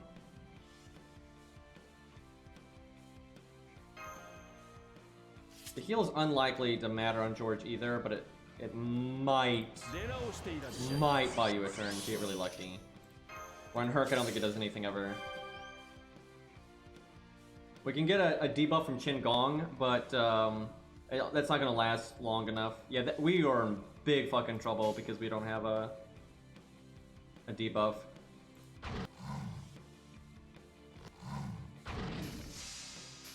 Like, healing for 20,000 is a huge counter to what Herc does. You know, Herc is all about like consistent medium damage, and that gets so countered by healing.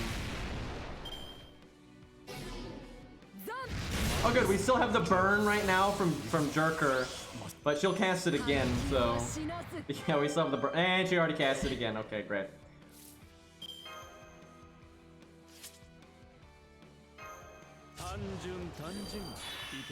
That's our last debuff. There's no way to... Wait, Hercules' NP has a debuff on it. That'll help.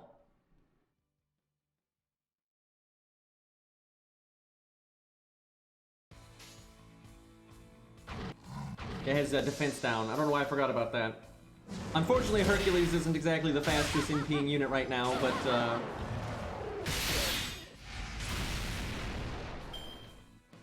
she gets the heal one time no matter what, though. Because it doesn't get rid of it until the next turn. Because what it does is at the beginning of a turn, if she is debuffed, she'll lose the heal, and so when she initially casts it, she'll get the heal at the end of that turn. So every time she uses it, she will heal for 20,000. But if you don't get rid of it, she'll just keep healing forever, and yeah, it's terrible.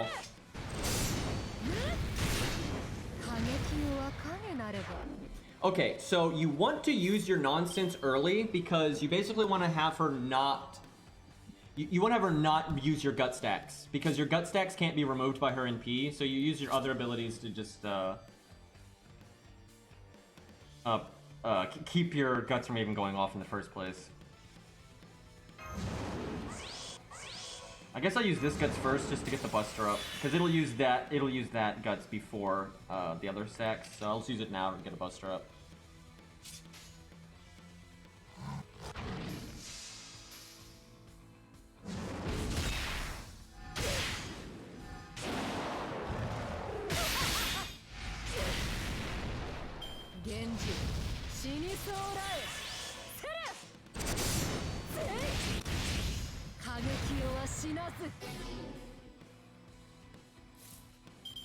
She's gonna cast the heal.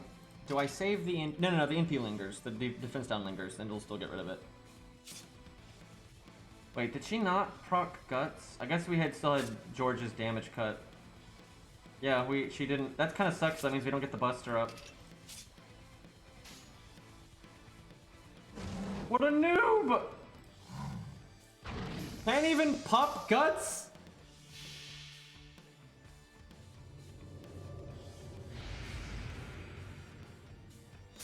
By the way, I like how this team was kind of bad, and it was basically the video team, but worse, and I didn't play it very well, and we got kind of mad luck, and we're still winning because Hercules.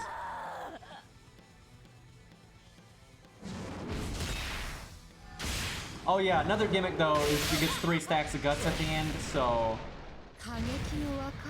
I should have done an art card, I forgot. The art card gets rid of we had NP down. The purple debuff there makes you Genjin, or Genshi, or whatever the fuck. And it also lowers your NP damage. I just forgot.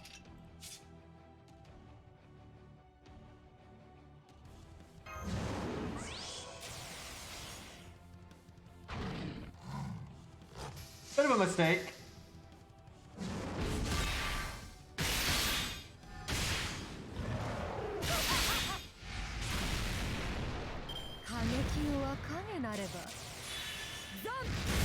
I forget that debuff a lot because it's only at the end of the fight. And the shield is gone, so like it's not as important as it normally is.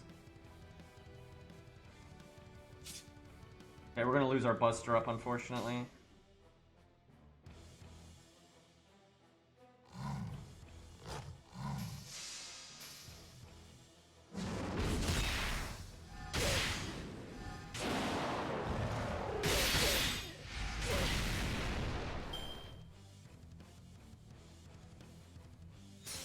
Yeah, Genshin. Instead of being called Genshin Impact, it's just Genshin Hercules. There you go.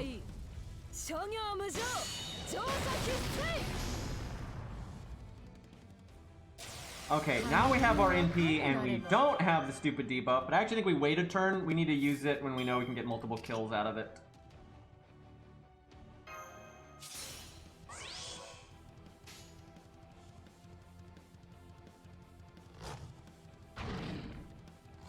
Because of the way Guts works, we need to, like, wait a second. Wait, no, no, I should have done it there. I should have done it there because she's got the heal. Fuck! God, I wish I just had a stupid command code that had a debuff on it. And she did the fucking NP down thing again. It's actually super bad. Wow, we're barely gonna get any kills here because of that. I mean, maybe...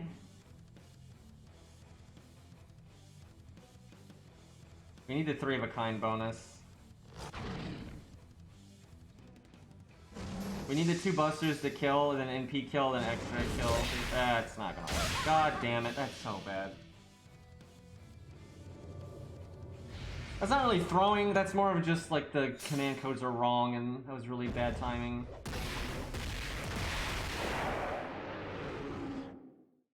Man, we only are going to get 1 life out of this. We might get 2 lives out of this. I think we actually are going to lose because of that. Yeah, we're definitely going to lose because of that. Because there's no way, we can never take, like, we're not getting our NP again, so...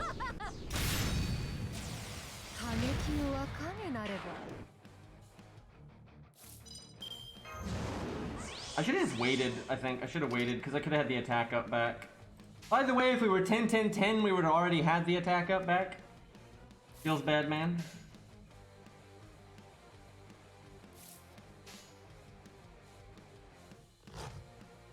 Our only chance is like getting our NP again, but I don't think we're going to. I probably should have done Art Buster quick then though.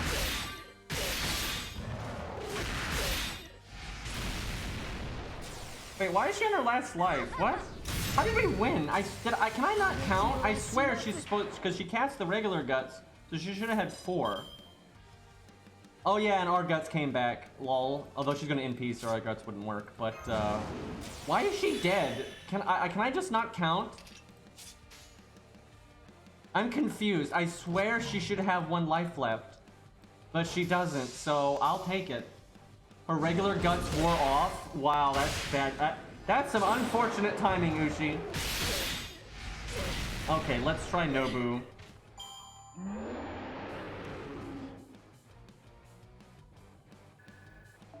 That's right, her regular guts doesn't last very long.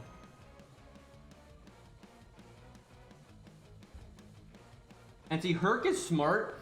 I'm serious, Herc takes the skill buff before the Bond CE. Like, he uses his skill guts before the Bond CE guts. Right? Because the Bond CE guts last forever. So you might as well use the limited one first. Ushi doesn't do that. Ushi's the other way around. She uses the fucking unlimited, you know, gimmick, you know, guts first. Then she uses the skill guts. So yeah, she's not big braining it. Okay, what would we want to do? No, this is going to be really hard with Nobu, I think, because her normal card damage is going to be way better, and that's good. But our survivability is going to be worse. Let me think. We almost need to like focus more on critting. I feel like we're going to need to get value out of crits. I wonder if we can do Anniversary Blonde then.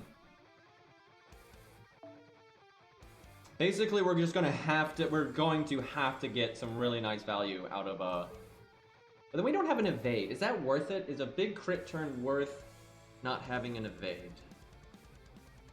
I don't know.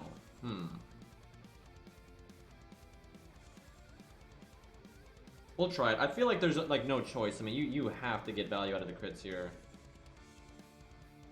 Because we have to basically trade our less survivability and our slower NP for more normal card damage.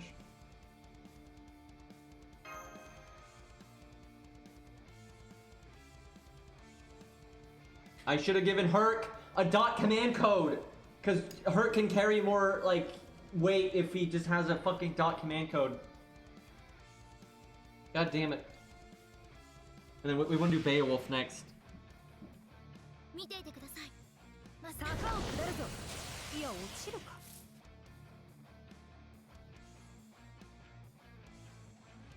That's a pretty good idea, Rex. There's so much value there.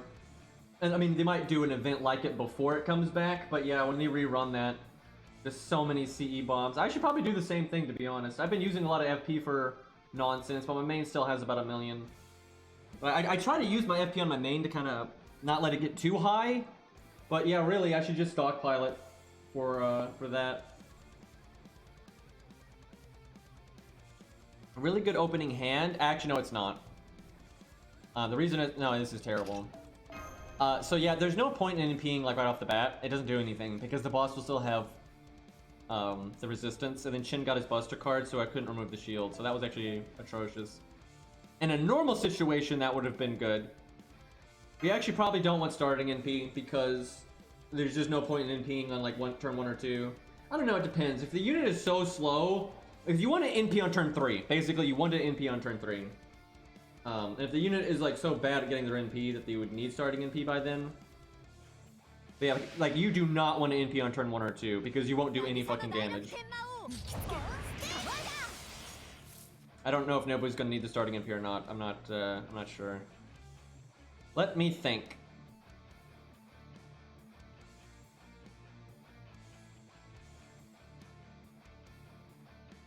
Maybe we just because we don't really need to taunt her because we have starting NP. So maybe what do we do instead? Just do defense up stuff. I'd have no idea.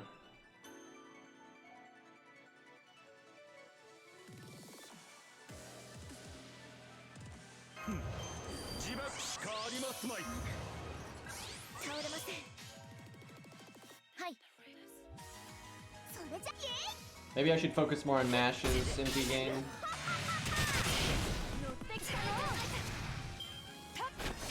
Okay, Mash already got it, no problem. Actually, wish he hit Nobu once, because Nobu wouldn't have taken any damage. Like how nobody got their Buster cards, so that's gonna like mess up my damage on the next one, but I'm gonna have to use I have to use Masher's Buster card and Shingon's Buster card next because they're in the third hand. By the way, card counting is so important in this challenge quest.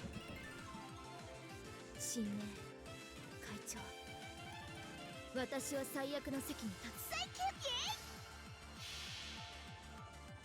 それは全ての傷、全ての怨恨を癒す我らが故郷。ロードキャメロット。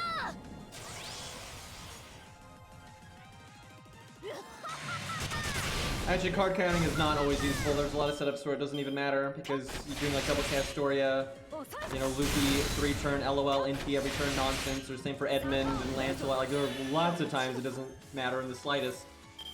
But out of it, this is one of the times it matters the absolute most because your normal cards have such a direct impact on how the gimmick works, especially at the beginning.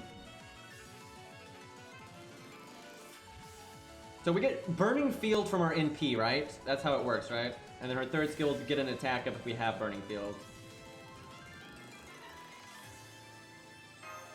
We can Buster up from our first skill, but it's a terrible time to use our Evade. I'm gonna use this early and hope it comes back. Wait, no, that was a mistake, because you're not on the clock until it's Avenger Ushi, because that's when the buffs are removed. So there's no reason to blow something like that on the Rider version. Like if it takes longer, it's annoying, but it's not that big of a deal. Yeah, that was not right. That was definitely not right. Okay, here's what we'll do. We'll use her first skill, because now if we're gonna use that, then we need a break right now. We'll taunt. That way, we're not wasting the evade completely. 加減なくわしのロックが聞きたいのか？そうじゃろ、そうじゃ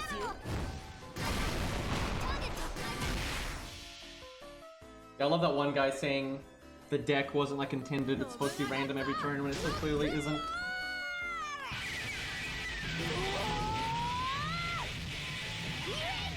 If we could break right now and then go into a crit with our Burning Field. Fuck, that didn't break. That sucks. That would have been amazing if we could have used our third skill.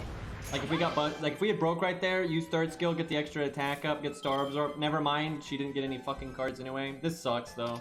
This super sucks.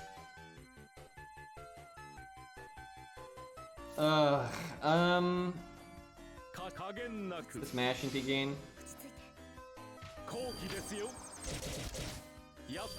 Alright, now we're gonna get the crit down, so we need these quick cards.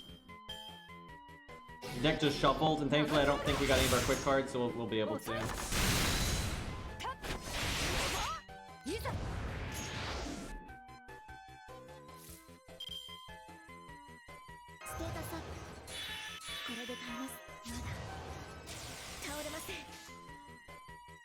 Man, I'd love to be able to use the art card on MASH to give the bonus to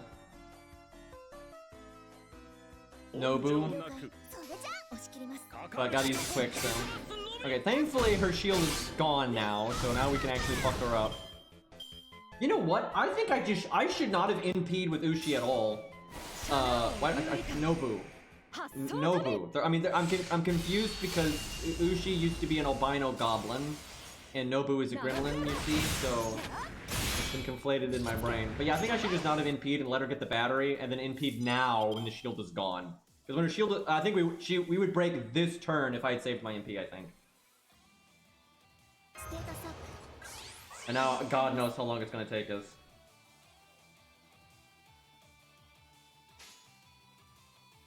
Can I wait a turn to use Mash's NP? I think so.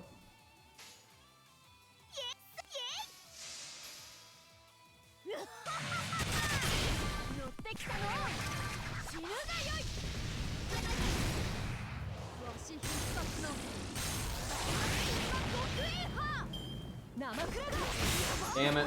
Damn it. Damn it!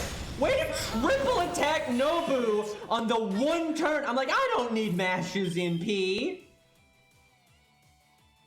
Motherfucker, dude.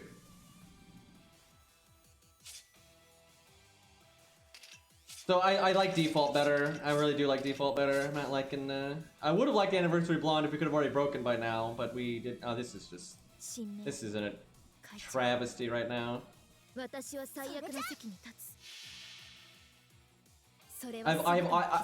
problem is like I can't. How do this is so hard to articulate. It's like this. I have so much value on Nobu, but I can't use it because the boss has no health left. Right, so I'm never gonna get to use like my crit turn, and I'm never gonna get to use my MP because I'm never getting through this tiny amount of HP left on the health bar, and that's making me such terrible. Yeah, I need to not MP at the start and just let Ushi get the. I don't know why I cannot get their names right, dude. But anyway, I need to let Ushi just keep her battery skill because otherwise I'm just sitting here with so much damage that I can't use.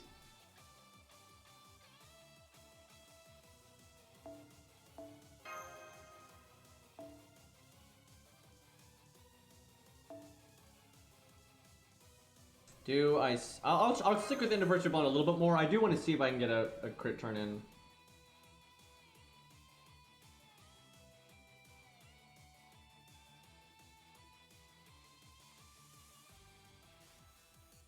I need to eat something, my stomach is growling.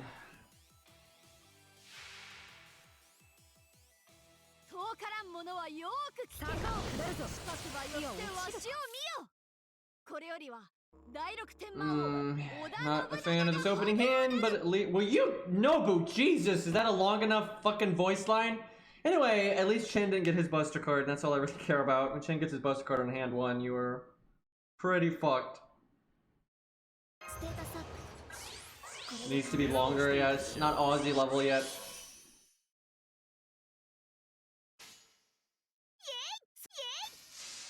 Watch this amazing damage while she's still got the shield.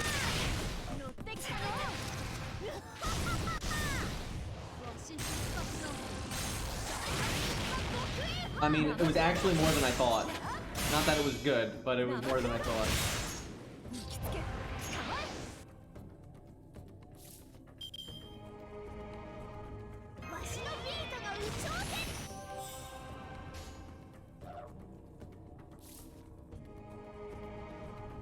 I don't want to use Mash's NP because it's a waste of the buffs, but no, I just hold it then. Yeah, we just hold it.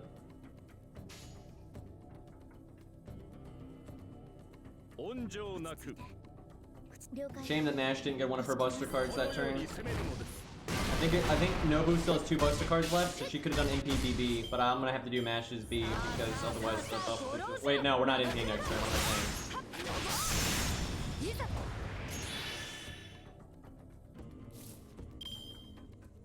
This is not Jerker.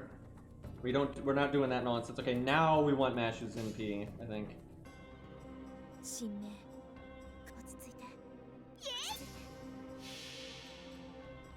So, let me think.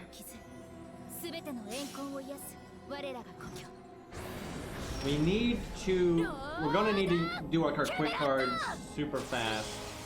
We don't want to wait around a long time. I think it's okay if we NP when she still has some shield left. We just need to get it lower than we did before. 2 quick cards might be enough.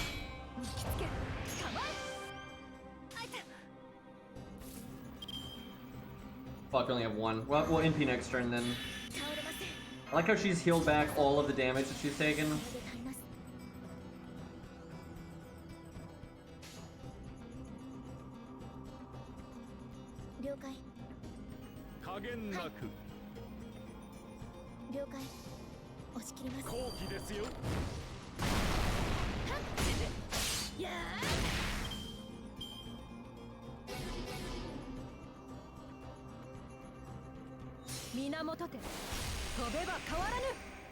Excuse you, Ozzy is a pharaoh and or a god. Thank you. Also, the sun. Man, if Mash, dude, if this account wasn't a piece of shit, Mash would have her 3rd skill at rank 10, and she would have her MP again, and we could get another attack buff. Unfortunately, this account is a piece of shit, and we can't do that. So I cannot get rid of all of the stacks because Nobu's quick card is in the 6th hand, or the 3rd hand of the shuffle, so that's unfortunate.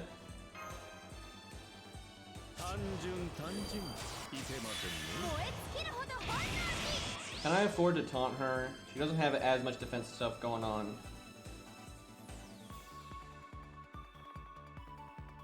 I'm gonna say no.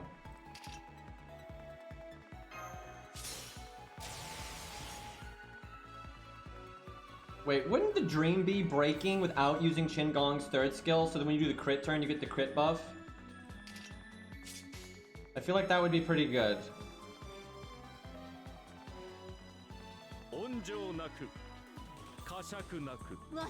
This is the weirdest chain. Like, why would you, this is like the only time you would do the card order that I am doing.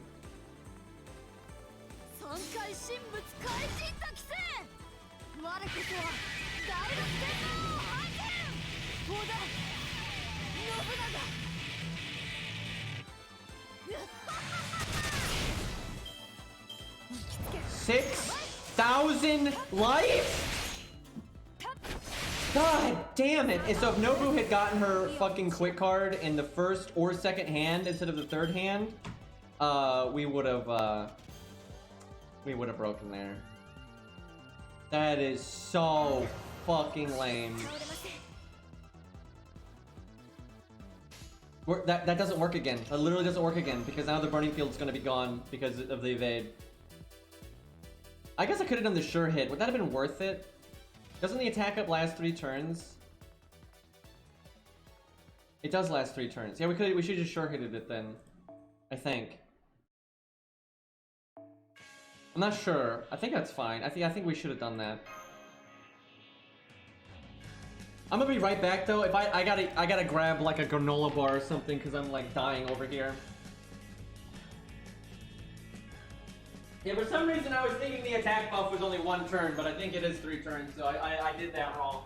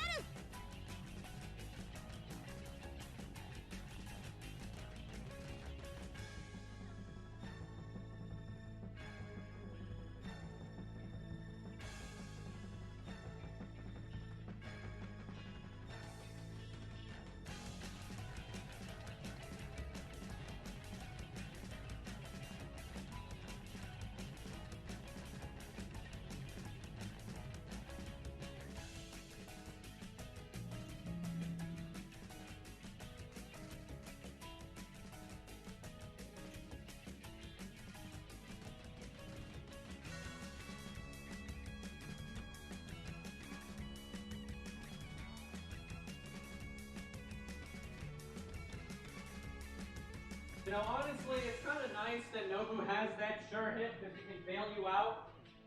Situations like that. It is the most infuriating thing ever. Almost break the health bar, but you don't. Like, I'm gonna do it now, and I'm gonna take even longer.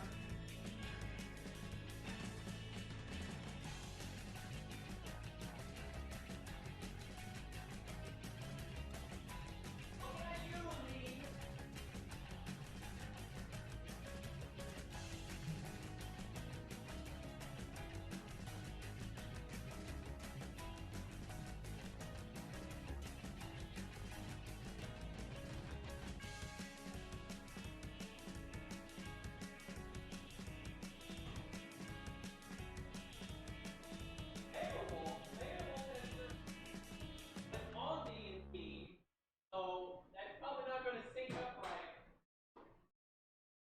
Probably going to NP evade, almost break, not break, and fucking evade. Well.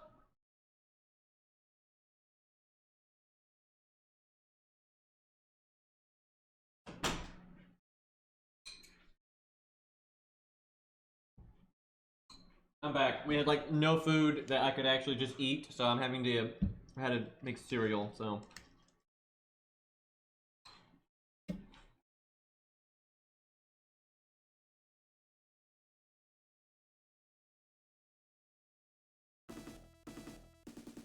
Okay, let's see.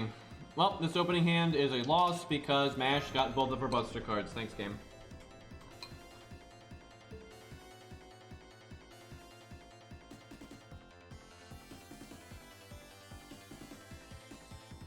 Why couldn't they just have the boss debuff you on turn 1? Like that way, it's just, it doesn't matter where the Buster cards are, as long as you commit to using them. This was a lot easier with Jerker, by the way.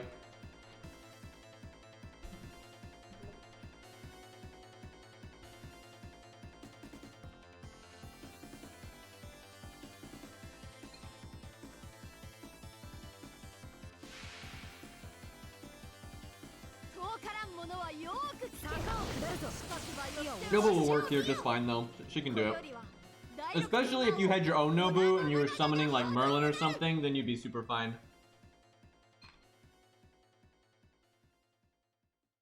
No, Jerker is just objectively more consistent here. I know that fight really well with her because of the video. Her kit is just so helpful. Like, she has more survivability, she has better repeat NP, she has dots inherent in her kit. It'd be closer if she wasn't an event servant, but because she's an event servant, it's so in her favor. The one thing in Nobu's favor though is the sure hit.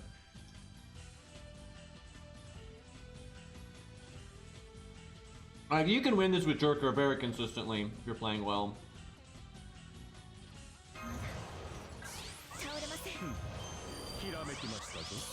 I want to know where Beowulf does though. I'm super curious about that.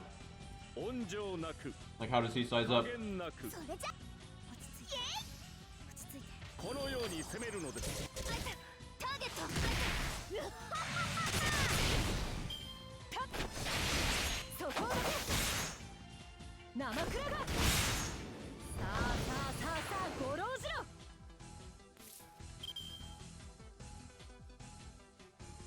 Let me think.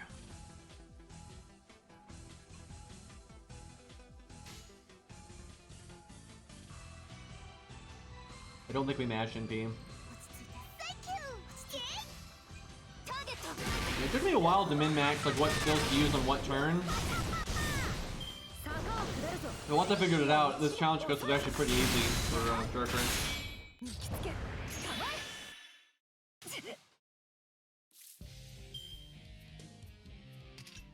But a lot of that is just because of the way this fight is. Like, there are plenty of fights where Nobu is just fucking amazing. It's just this fight, I swear, they made with Jerker in mind because of her being an event servant. Like the whole, when the boss kills and removes taunt and then gets to attack again, Jerker's got the one-hit evade, right? There's just so much in her favor.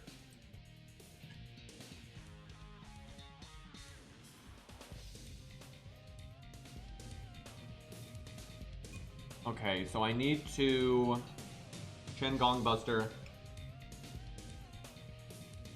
Be mash NP next turn.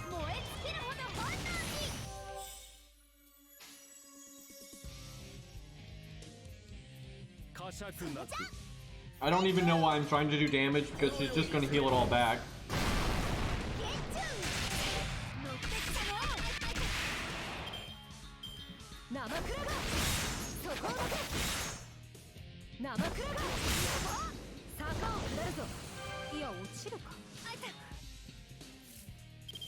Whoever designs their challenge quests definitely thinks things through. They do good work.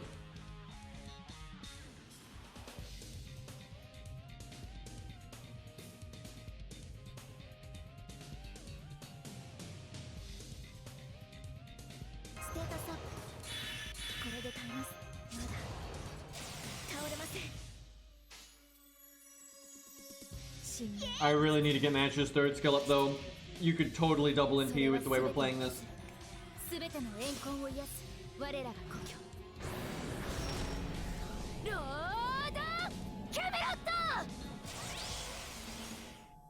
Lubu could do alright here. You don't need your Berserker to have survival, it just helps.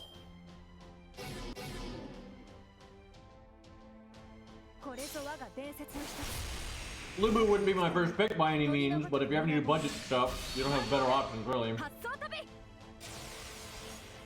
I think 100 peso is one of the better budget options. Even though she's not counterclassing at the end, she still does well. The thing is, ultimately, Merlin and God Juna and using Avenger Ushi yourself are still budget. You just use them through the support system. Anybody can do that.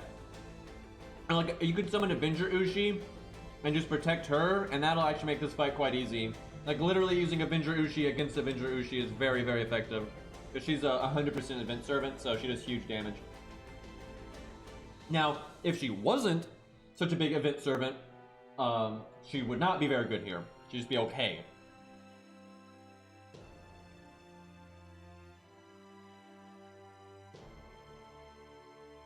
Oh, the deck is not shuffling in ways that I like.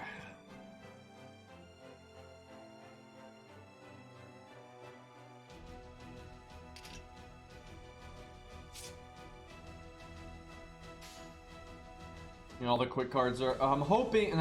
Or this is bad. I needed at least one person's quick card this turn because you can only use 2 on the turn that you NP.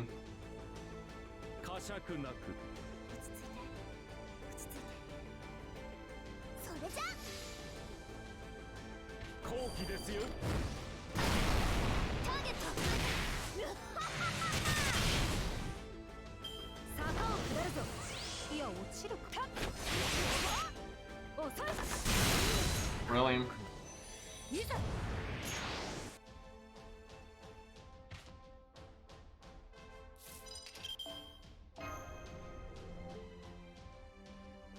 I really don't like this setup because by the time you can actually NP on Nobu, this is another reason why Jerker is just way better. Like, Jerker gets NP on turn 3. Nobu can't NP until turn 5 or 6. And like, but with Jerker, by turn 6, the fight's almost over, right? And that's why like, we're having trouble keeping other people alive, because I'm having to wait around so long.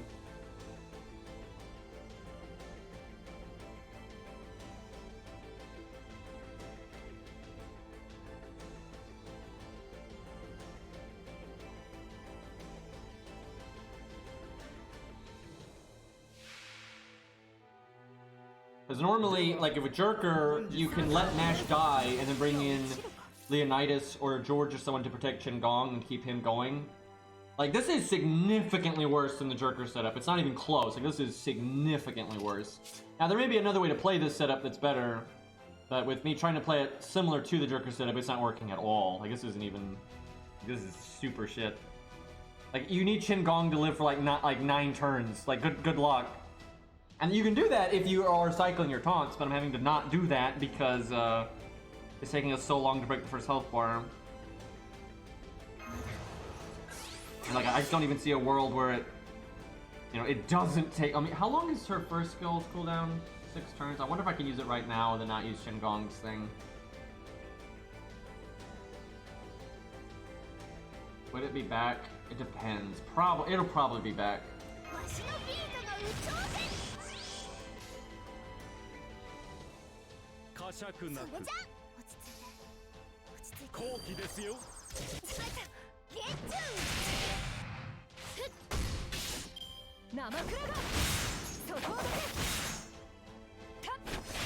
Because Nobu can NP on turn 3, like Jerker can. Like, she can do that, no problem.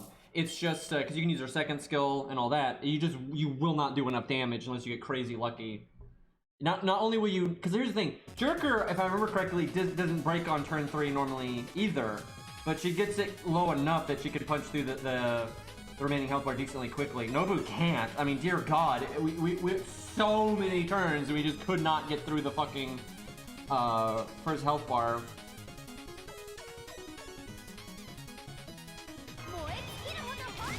Finn still doesn't have his Buster card, so it's in the 3rd hand. That kind of sucks. I'd have been really happy if we could have just gotten rid of all the debuffs there. Like, one thing you could do is you could NP, then use Ushi's 3rd skill and get to the first health bar that way, but then you have literally nothing left for the 2nd health bar. Like, this is not even, like, comparable. This is so much weaker.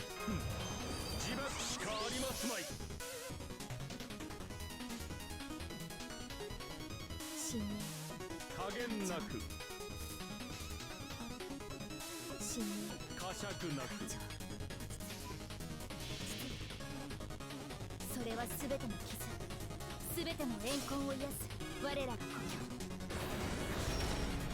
郷。ロードキャメロット。 And I did this style of setup with Jerker, and I just used Art of Death, and the same thing. She was still able to like go on turn 3 and so on and so forth. I only switched to Black Grail because of the fucking, 700,000 final health bar.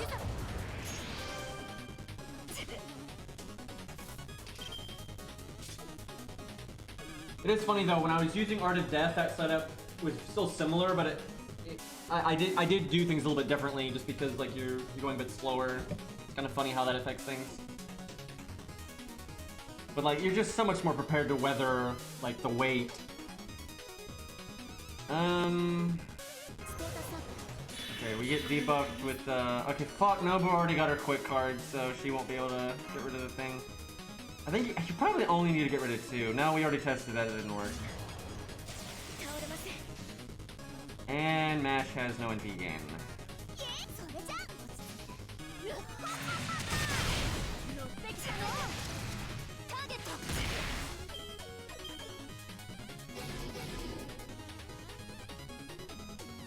We really need to change though, Nobu's. One reason this is doing so much worse than Jerker is actually the CE. Like, even like Art of Death or something would be a lot better. Because we're waiting a bajillion turns to NP, so we obviously don't need to start NP. And then having enough damage to just fucking break the health bar with the like long-term damage is more important. Like hell, limit over 0 would actually be pretty good. Everyone's quick card is in the 6th hand. God, dude. Dude, again, this is why I like Jerker more, because you don't care. You don't care about the crit down part of the phase. You only care about the buster one.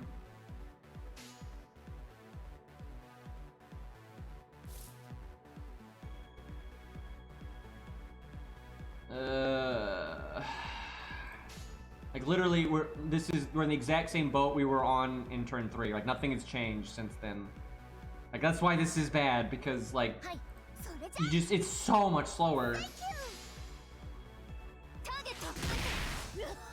Rex, you don't understand. Like that, if the reason it's slower is not because of her NP gain. That's not why. Like the reason Nobu is slower is because her damage is worse, and if you NP on turn 3 like you want to, like, Nobu and Jerker can both NP on turn 3 like it's nothing. Like that's not the problem. The problem is Nobu won't fucking do anything, and then like the boss will still be so far away from breaking the first health bar, you just wasted your time. Like it's because Nobu is having to wait until you get rid of this debuff to actually use her NP. That's the problem.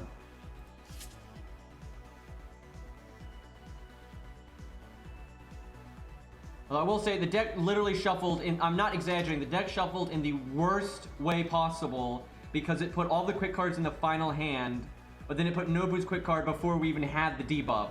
So I can't even get rid of Nobu's, and I had to wait the maximum amount of turns. But that's why, like, you don't want to give the game variance, right? You don't want to have to deal with this one, because then, like with Jerker, I don't care when I get rid of this debuff. Because while I'm getting rid of this debuff, I'm waiting for my NP to recharge anyway, right? So I'm not like on the clock. So I just get to it when I get to it. Whereas when you're having to play this with Nobu, I have to get rid of this as soon as humanly possible, which just adds a bunch of variance to it.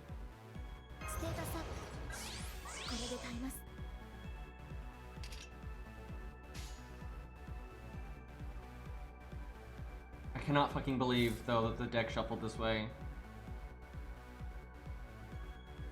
And like how we've been debuffed again.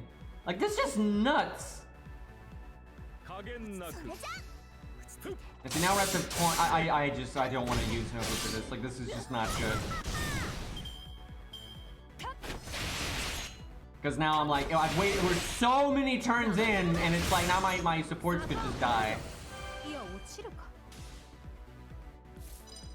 I still can't get my, like, Jesus Christ.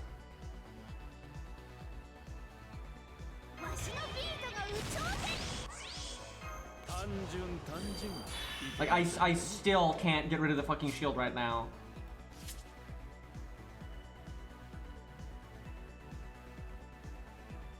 It's because Nobu got the fucking quick card before we had the crit down. And then when the deck shuffled, it put her quick card in the very back.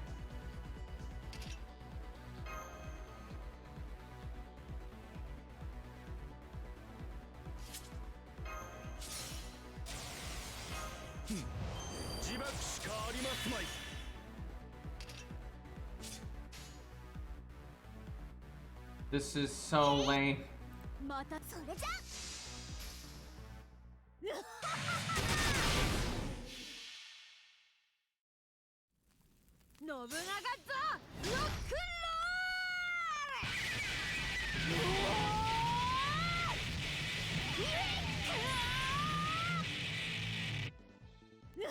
At least he broke there on turn fucking 7. Oh my god, she's gonna quick charge and kill Nobu, I think. She does that so often when she's only one tick away. Yep, I've seen this, yep, uh-huh.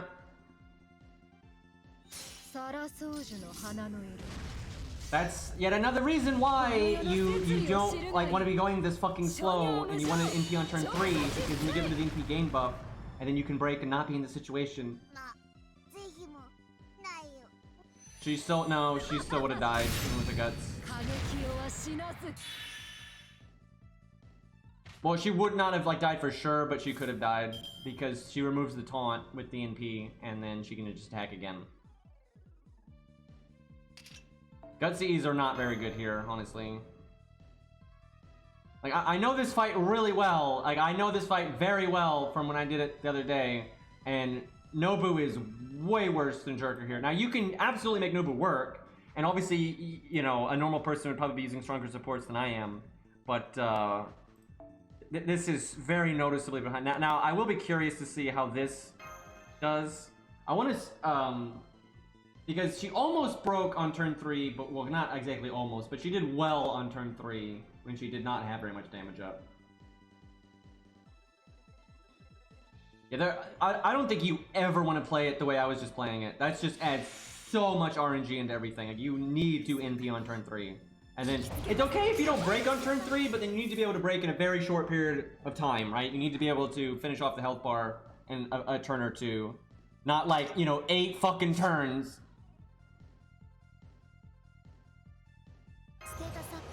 Oh my god, I literally just clicked the wrong button.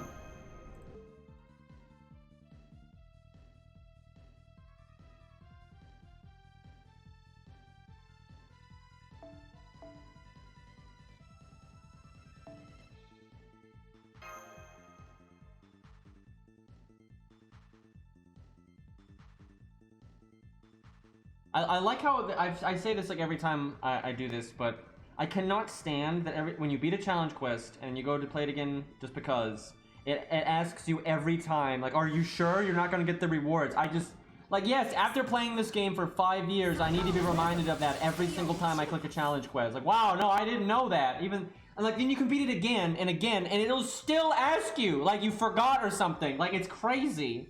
Like, why do we need the extra click?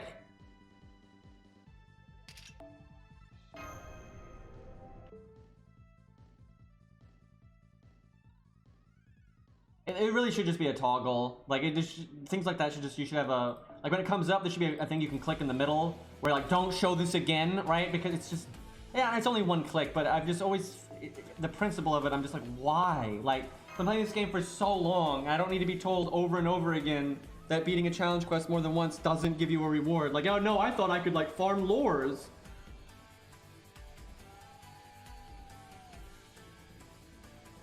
Can you imagine how worthless lures would be if you could actually do that?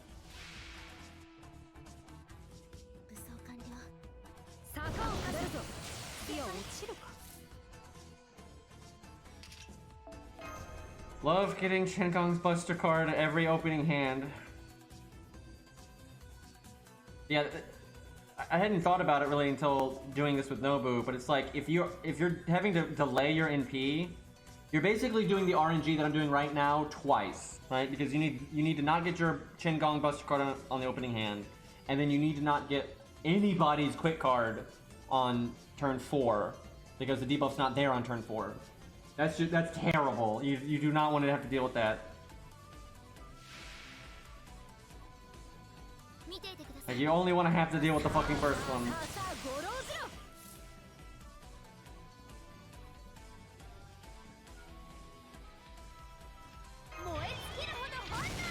Maybe I should have given her Mash's shield. Just for the battery. Because if... Yeah, I should have done that. Because if I have to use it later for the battery, it's just going to be wasted then. I guess I cast this right away.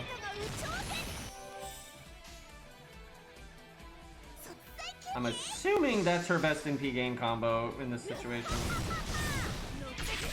Yeah, her hit count's pretty high there. Like, even Pimp gets more out of Art Buster Buster than she does Buster Buster Art, so I would imagine Nobu is better off. Jesus, that's why starting MP is so pointless though. I mean, look at that. Like, just like that, you have that much MP.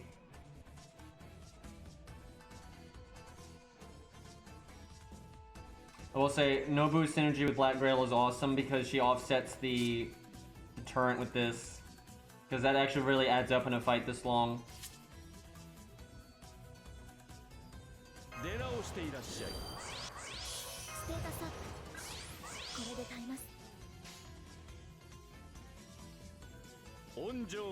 Okay, I have to NP next turn, which means we're kind of pushing it here.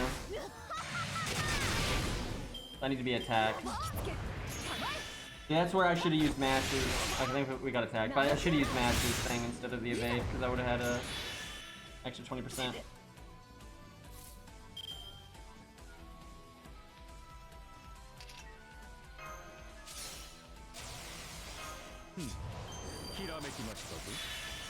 I may really regret using the Buster Up from this, but my god, we need to get through this fucking health bar.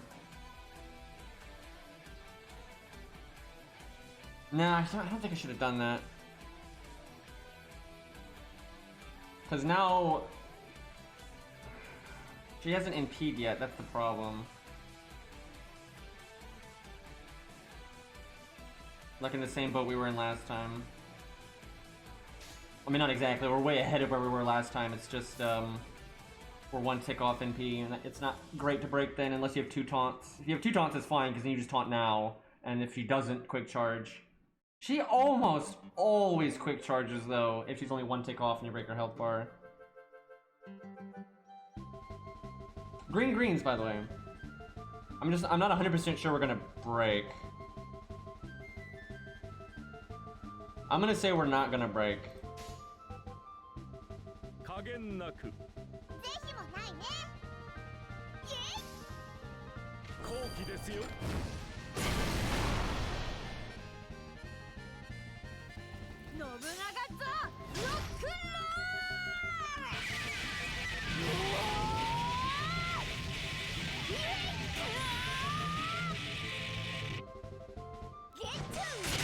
Okay, at least we got closer that time.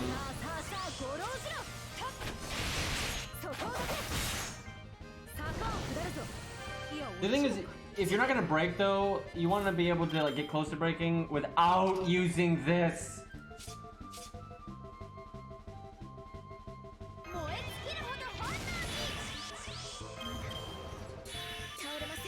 I really want to know if Mash can just face tank this. Because I can NP again. I'm not going to do it because it's actually not that good to NP here. Because it'd be better for Nobu to go ham.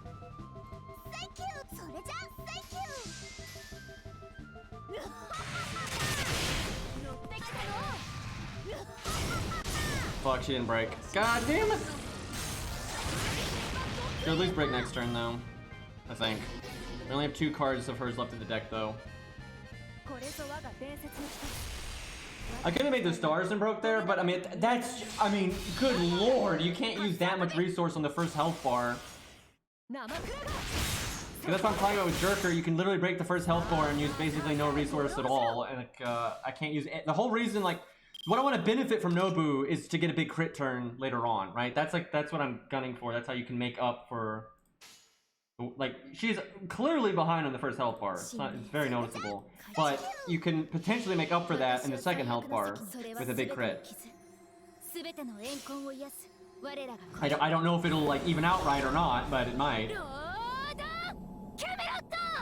Because like the way you have to play Jerker, you do not get much normal card damage. Like you just don't.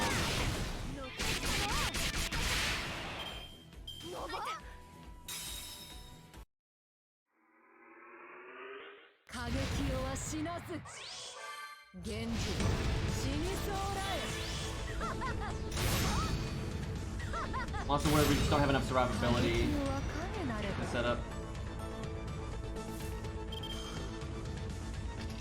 If only this skill was back right now! This sucks. Cause now, like, Nobu is like gonna get cards soon, but like someone could die. Well, if Ching dies now, it's the same as the deck shuffling. Oh god, this sucks.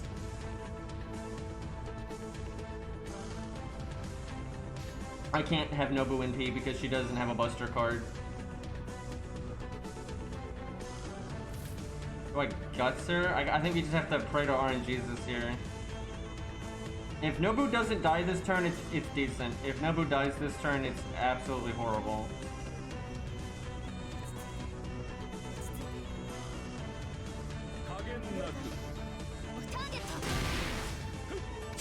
This is where command codes on your supports could help, because I could have command codes to remove crit up and crit damage up. Well.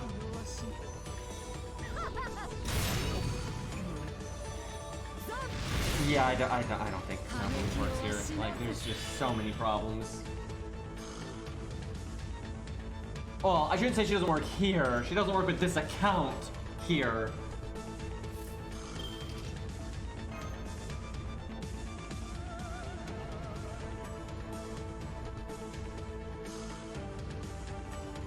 I mean, Jerker is just, like, I used her in the video for a reason. I tested this stage a lot, and for, like, a budget setup, Jerker is just such a fucking carry.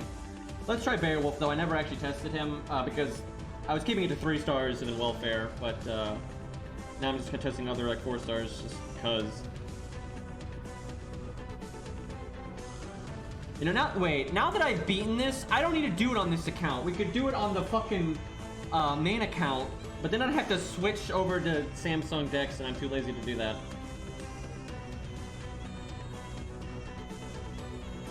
What do we give Beowulf?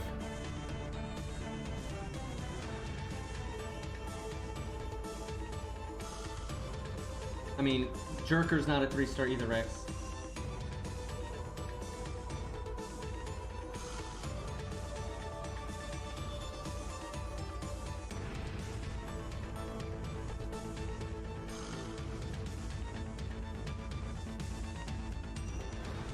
I don't know what I want to give Beowulf. Well, I could give him command. I don't. You know, I don't want to do this. I don't care. I don't want to do fucking command codes right now. I'm just gonna do something else. I already beat it. I don't fucking care. I hate the command code UI that much. I'm not gonna fucking go into the UI, take 8 years to switch the command codes around, and then when I'm done, have to switch them back. I don't care. I don't fucking care. I don't need to test Beowulf right now. I'll test them later. I'll do it some other time. There's still like 5 days left of this event.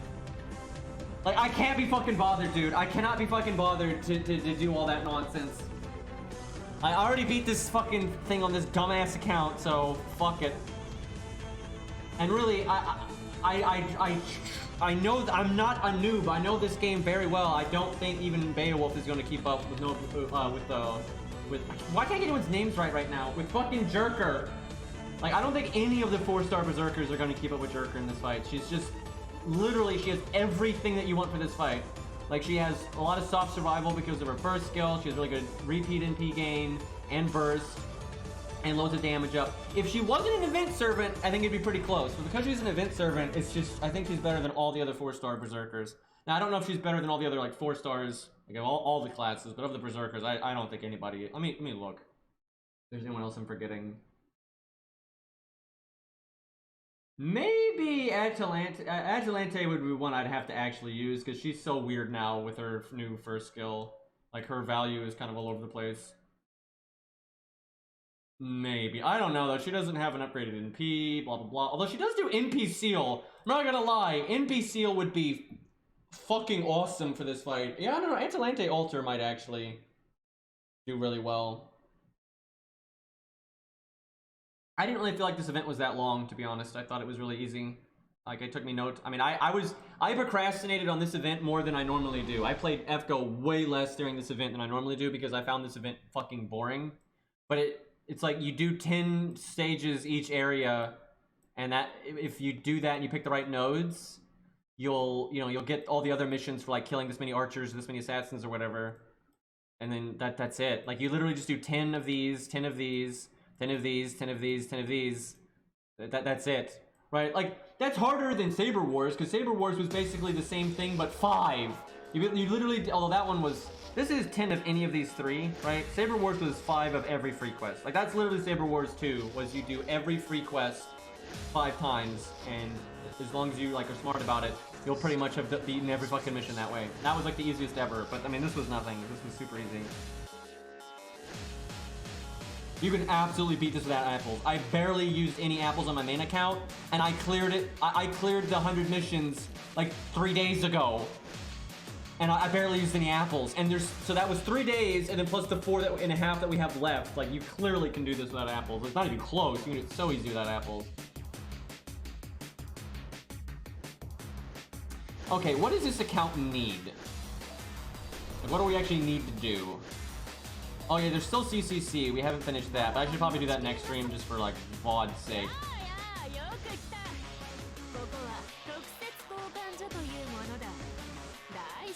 But like, Jerker on this account, for God's sake, so I can kill the first 2 health bars really easy.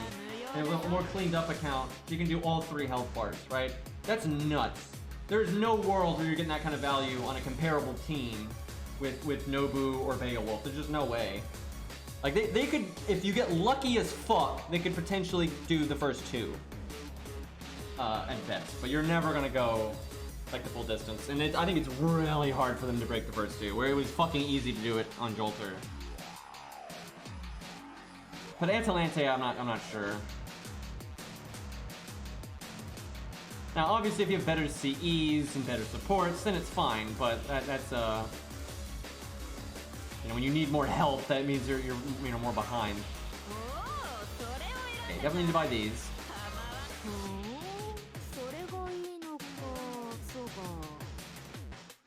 I don't think this account needs these for anything. Although I'm not sure I'm gonna have them. I don't have the mats, or I have the mats left over, so I might as well buy them. And they could also add a new unit or something. Buy a couple of these.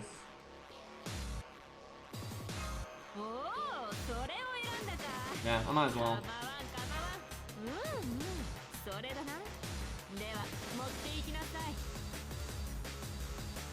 I don't really need these, but maybe I'll need them someday. But really, those are pretty pointless for this account. Pretty much all of these mats here are pointless for this account. I guess Blood's kind of okay.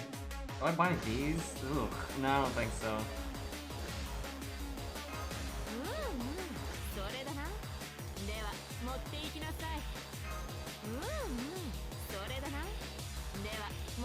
Yeah, it doesn't really need any of this stuff.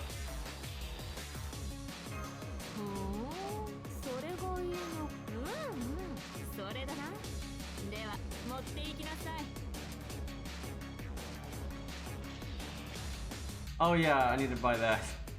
I got some drops, I think I only need to buy 1. I totally forgot about that. I mean, honestly, it's a fucking garbage CE and I'll probably almost never use it, but might as well get it.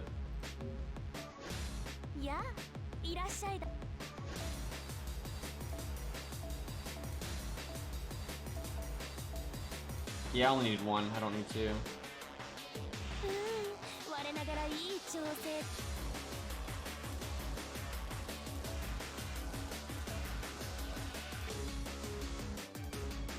Do any of these stages drop hero proofs? Because that would be awesome.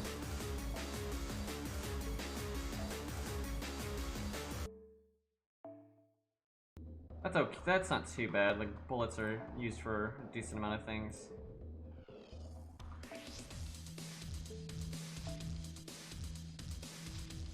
Oh, medals. We actually do need Camelot medals. Might be that stage. And did that drop the mat that I needed, though? It does not. Damn. I mean, you can always trade them up. This also drops Camelot medals, but I'm assuming at a worse rate.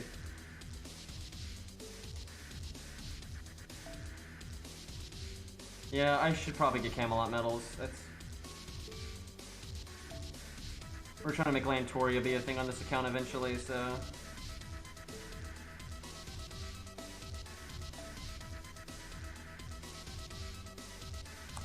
Let me think, after that, see, we want Ricky Boy skill ranks. What are Ricky Boy skill ranks take? Please tell me they don't take Camelot medals, because it's going to screw over Lantoria so much. But Ricky Boy is super important on this account, because Demeter is like the next big roadblock. That's crazy that we're already at that point, but yeah, we gotta have our riders ready.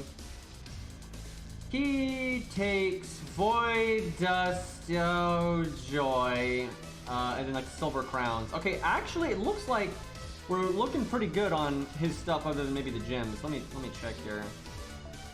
Yeah. I still have Void Dust left over, but you know, give it a minute, it'll run out. Okay, this is the most important. The first and third skill are the most important. The third is probably the most important though, just because you want to loop against Demeter. You've got to have Ricky and Pete twice at least.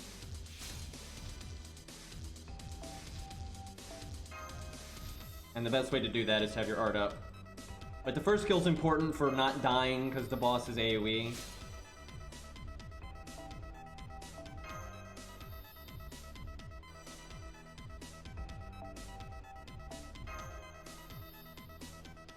This is good. I was afraid I wouldn't be able to get his skills up too much, but this is good.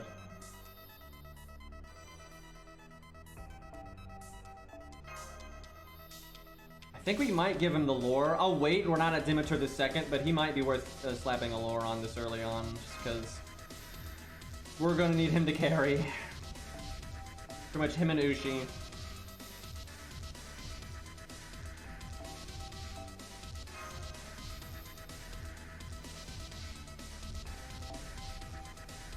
That's a servant and a half right there. Yeah, I know. Dust disappears so fast.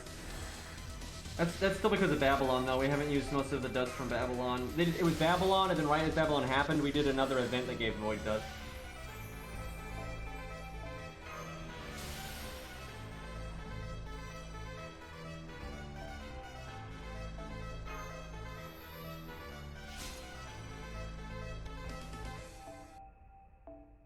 Okay, that's big. That's gonna be a huge help. Ricky's in really good shape.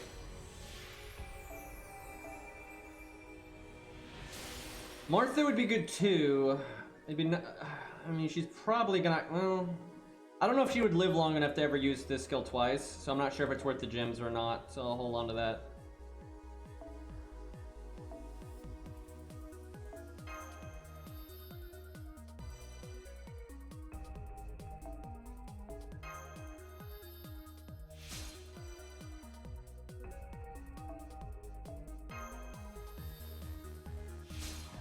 Dude, this playlist is so broken right now, it just cannot stay on random. Almost every time it updates, it'll turn random off. It's actually getting really annoying. I mean, to like manage it every fucking thing, every song. Alright, well, Ushi 666 will be good enough for now. I think that's fine.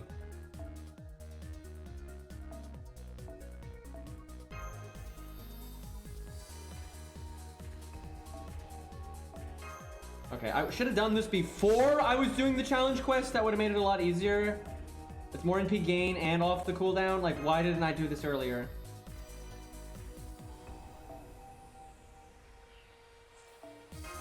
I'm such an idiot. This would have helped so much.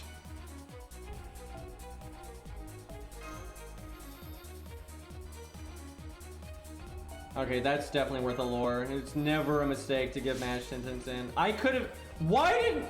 That would have helped so much! Ay, ay, ay, ay, ay, ay. Alright, who else is important for Lost Belt 5-2? Let me think. Definitely Asclepius, but it's mostly his third skill.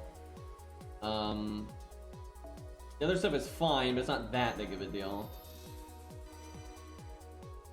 But if I up anything, it'd be the first skill.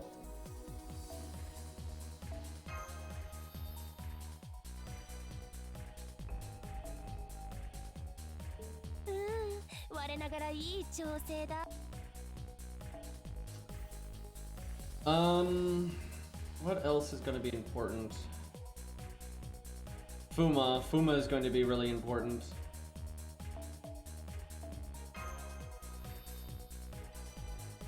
Mostly his first and third skill. He's not important though until Zeus, but he's super important for Zeus.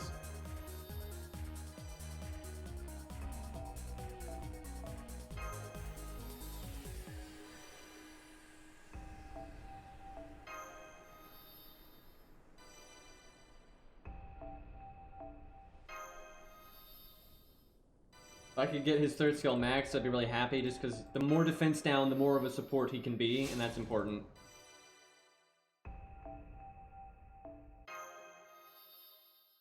And the first skill, just to limit how much Zeet blows you the fuck up with his AoE nonsense. Fuma was such, dude, I remember when I was trying to do Zeet, which is 1 to 3 stars, and I was trying to not use my Grailed people.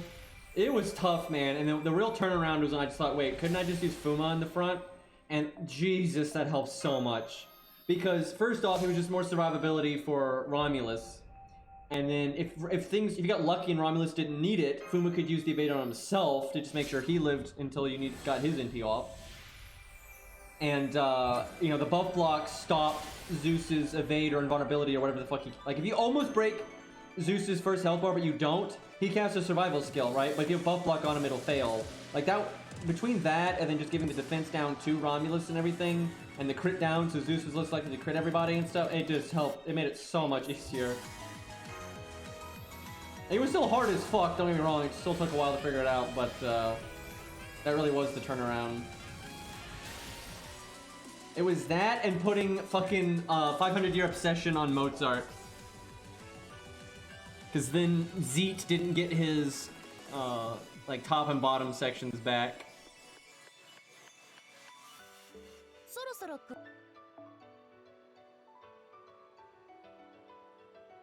Okay, we're looking pretty good.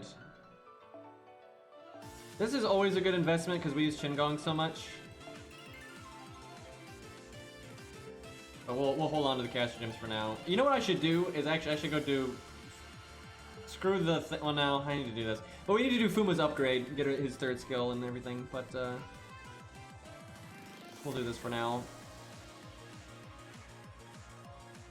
Anybody got the tier 3 drop? There we go.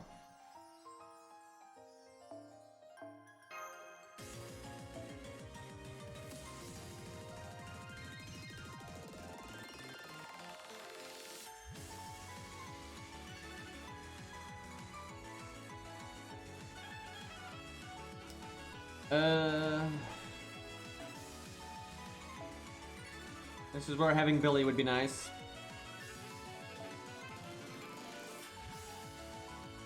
Or Spartacus.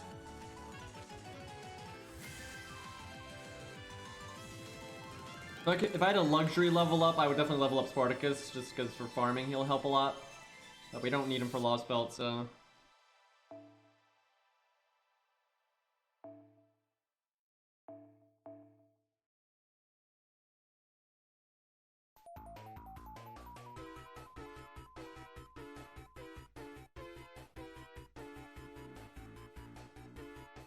That's some music.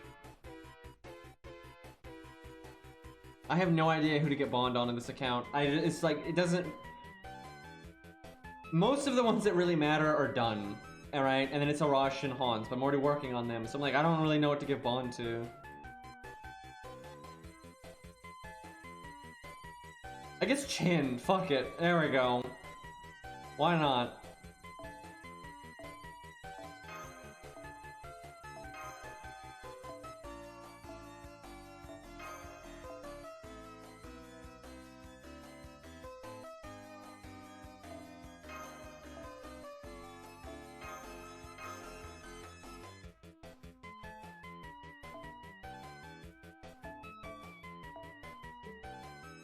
I actually am kind of... I'm glad to have units that I really like, but it really sucks that I like Mori and Canis so much. because they were added to the game right when I was kind of all the stuff that I had to get to Bond 10 was done. So if I wanted to start working on like Bond 10 Chin or Hans or Arash or whatever, I could. But then I got Mori and Canis. I'm like, I really should get them to Bond 10 in case they ever do another Bond thing like Solomon, right? Because if they added a Solomon type event at the end of 2.0 and I didn't have Mori and Canis at Bond 10, I would be annoyed, right? So I need to get it done. But then I also have to bring Ku all of the time no matter what, except to get him Bond 15. So my main account hasn't gotten to work on Bond for like support units like Shin-Gong and stuff that can actually benefit from it in ages. At the end of 2.0 in the year 2077, yep. That sounds about right.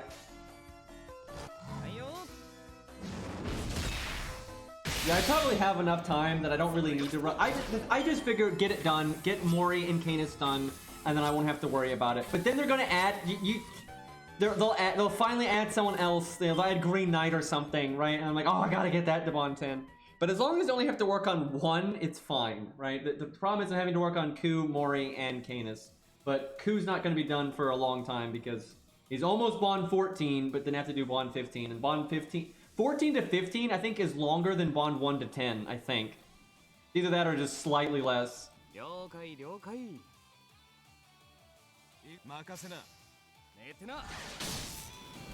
let me look. It's a little bit different for different units, but because Ku's Bond 1 to 10 wasn't like that bad. So yeah, no, it's worse. So Ku from Bond 1 to 10 is 1.3 million. It is a sizable amount more than that to go from 14 to 15. So joy, like it's like 1.6 I think or something, almost 1.7. So yeah, that's a ways off.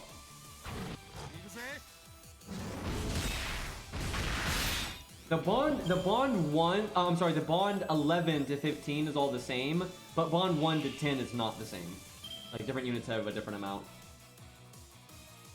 But my Ku is getting pretty close to Bond 14, so I'll be glad when Ku is just Bond 15 and done. That way I have like more wiggle room on the teams, or because I want some luxury Bond CEs like Shin-Gongs and Caesars and stuff. Why didn't I Stella? Well, fuck it, we're Stellaing the third wave. Fuck it. I was supposed to like use the other people's NPs on the third wave, but it's gonna go big at the end, I guess.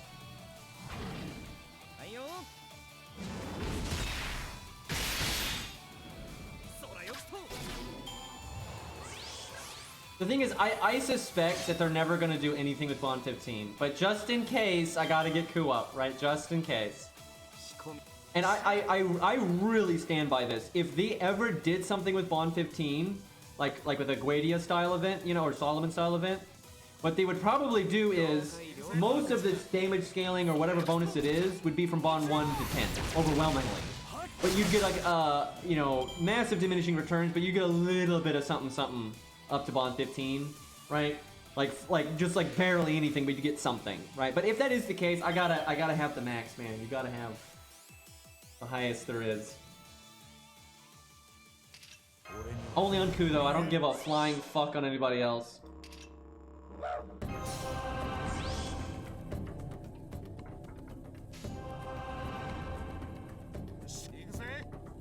If only I had brought a gut CE, I could save I could save Arash here. I was looking if I had somehow brought someone with guts, but I don't got nothing. Arash down.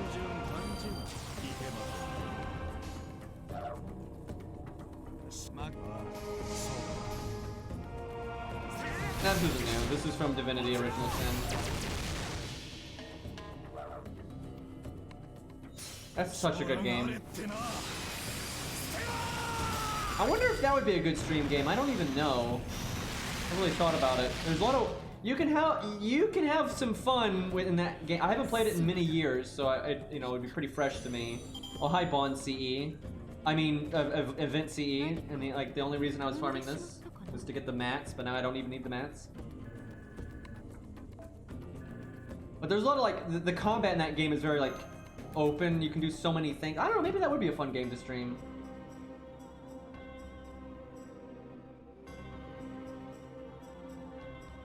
On CE drop, yeah, that'd be a thing. I think this account got 3 CE drops. I know, Rex, we do.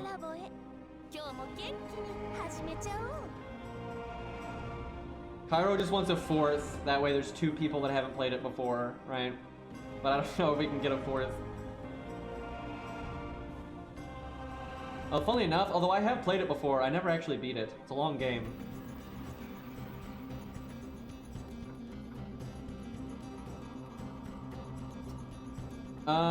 What am I doing? Right, CE.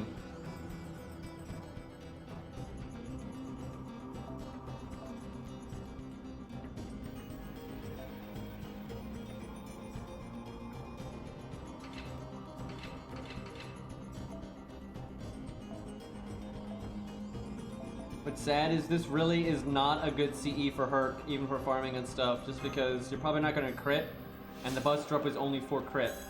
So, it's not that great. I really wish that was a better CE. It's just not that everyone's like, oh, it's good. It's not. It's really not. Because even on a unit like Mordred, you're only going to crit here and there. You're going to crit on Mordred, and so you're going to benefit from it. But every other turn, you're not getting anything out of it, right? So that's, I don't like CEs that only kick in on such, like, only on this very specific thing. I prefer when they're always benefiting your damage, because it adds up a lot. Depends on the unit, and sometimes those bursty ones are good, but like, that one's not even that bursty.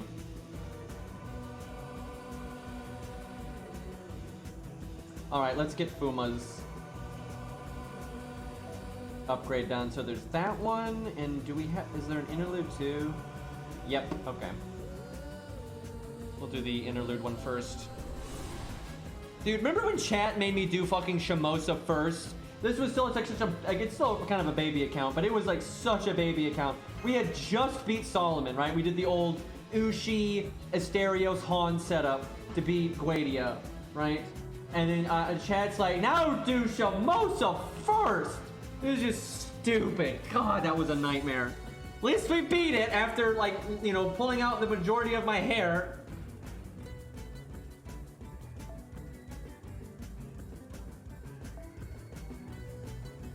It was nice to have it over, though, because, you know, you don't have to worry about it, and then Fuma's ready to go, and that kind of thing.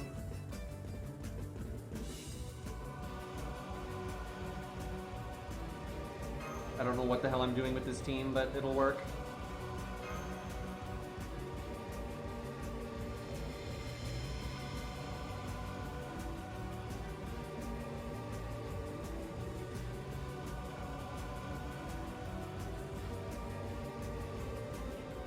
I wonder if I could carry the bald look. I don't even know. I have kind of like a flat head. Like the top of my head is like a just a square at the top. Get that from my father. I don't know if that works so good for bald.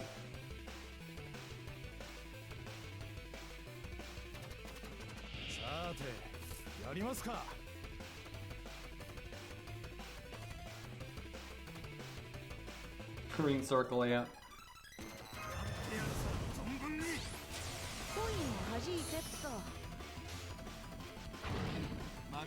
Okay.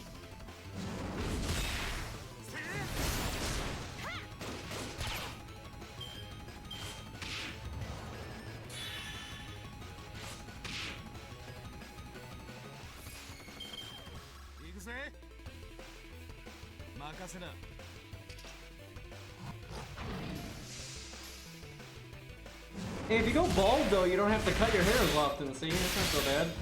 Although I just buzz my hair, so like, it's nothing.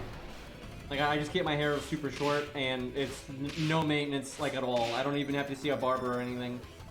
I know so many people that, like, don't know what to do because of COVID, and they don't know how to cut their own hair. And I'm like, I've been cutting my own hair this whole fucking time, so it doesn't faze me.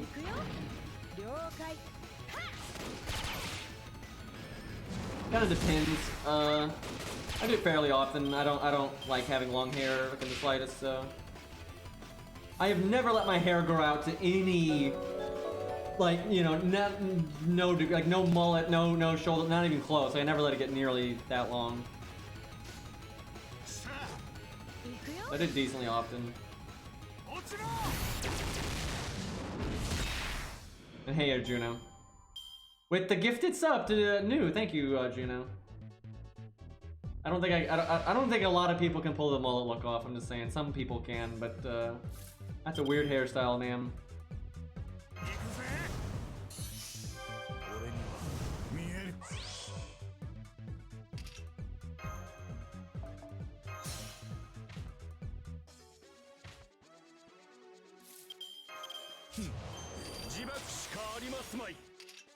How much damage can a Raj do here?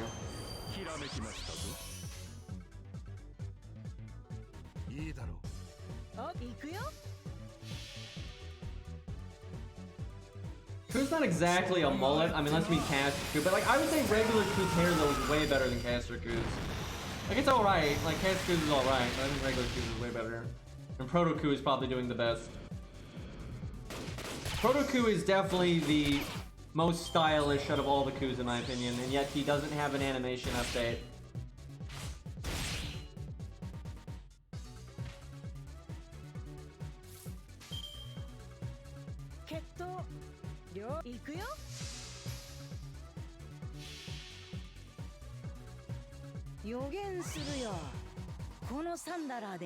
Chat, what do you think the next major event's gonna be?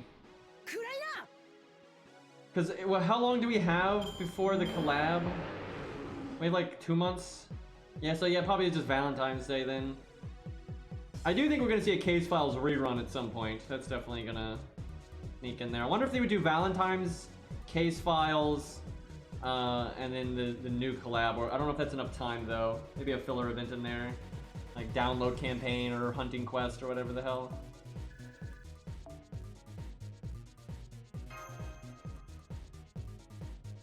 Yeah, I wish Lost Belt 6 was on the horizon, but I don't know.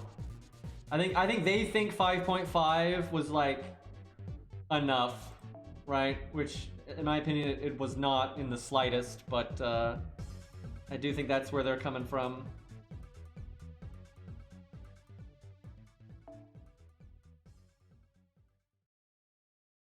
Oh, I actually slotted Beowulf, so but I didn't change the CE. I should probably fix that.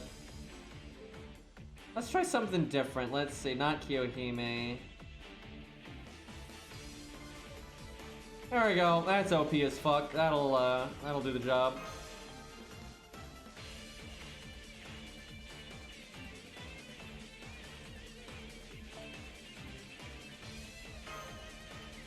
I mean, it doesn't take much to beat Camelot. So if you beat Little Tingu like now, like if you're done today, and you just start working towards Camelot, you know, you'll be done in just a few days on it, even if you're like a super newbie. So it should be fine.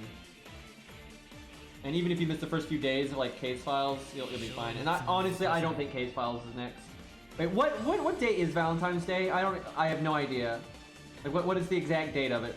Because obviously the events don't always line up with the exact date, or sometimes they're like a week ahead or a week or so, but the 14th, let's see. I don't know, maybe they actually could do Case Files next. I doubt it though, because it's going to be a few days into February by the time this event is over. So I would think they might just go straight into Valentine's Day, or do a filler event and then Valentine's Day, and then Case Files maybe.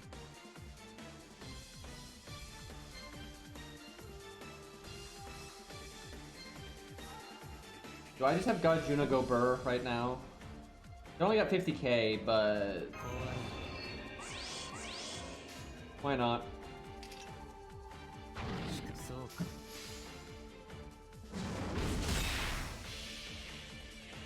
Yeah, I think Valentine's will be next. I don't think it'll be Case Files. And there's a chance they just don't do Case Files for a while. They're kind of weird with reruns on collabs. Hey Phantom, thank you for the 21-month Twitch Prime, dude.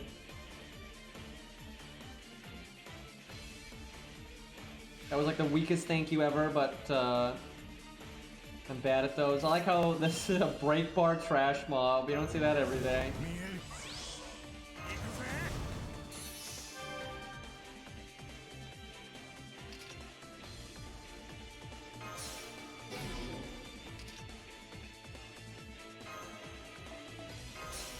Should have still had the first wave and then got Jin with the second one, but whatever.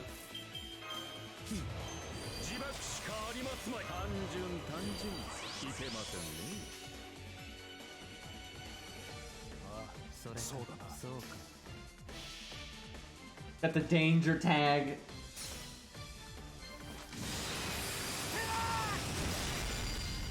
So the next stream might just be XCOM because there's nothing going on in FGO for the next few days. It's either that or we do like NA. But I wouldn't mind playing some XCOM. I really enjoyed that last time. Oh man, I don't know if I'm gonna enjoy classic mode just because seriously, normal mode in that game is very hard. And classic mode is just like you just get one shot by like the most it makes you play in a way that I don't think is that fun, right? Because basically any old casual alien can do a normal just pistol shot and blow up half the earth in just one shot one of your guys, like almost no matter what. And so you have to play in this, like, you have to use so much like explosives and you focus so much on like kill them before they kill you kind of tactics, and it's certainly harder, but it's also more gimmicky and whatnot. But I don't know, we'll see. We'll stick for classic for now, and if we get destroyed and like I really don't, if I'm not enjoying that style of gameplay, we might go to normal, but I don't know, we'll see. We'll definitely stick with what we got for now though. We're already so far in, so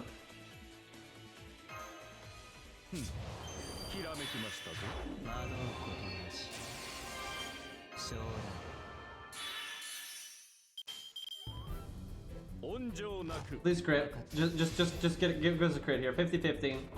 Come on. Let's go, Gajuna. Big damn. Damn it. Still big damn, just probably would have killed her if it had crit there.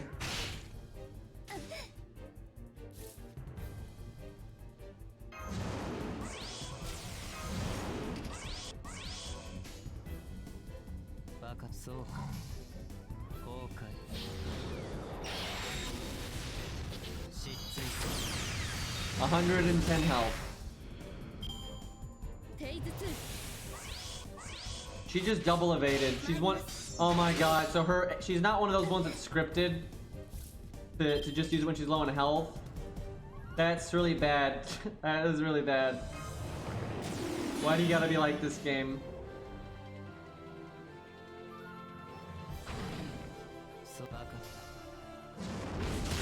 Oh god, my back row is like a bunch of random bullshit too.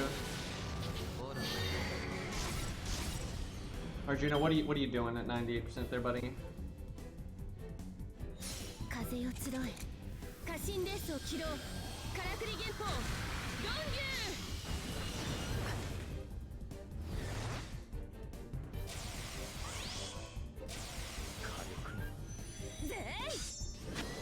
Fuck.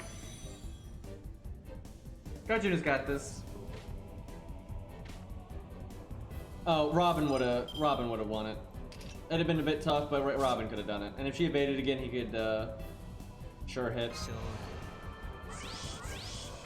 Yeah, with Hans there, you get the healing and stuff. It would have been alright.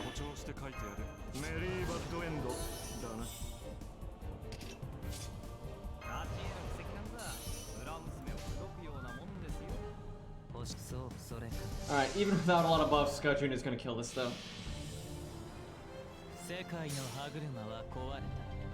Keyword there, can. Not does. And one turn is not gonna screw you.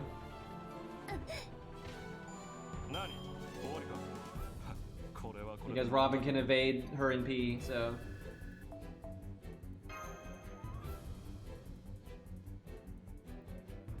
I like how the sound effects were broken. You do all that damage.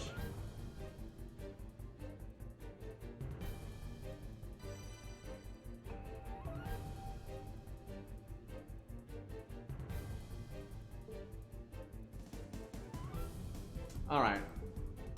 One more buff and Fuma's ready to go.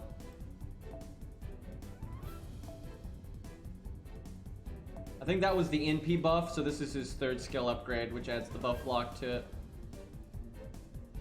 Which is kind of amazing.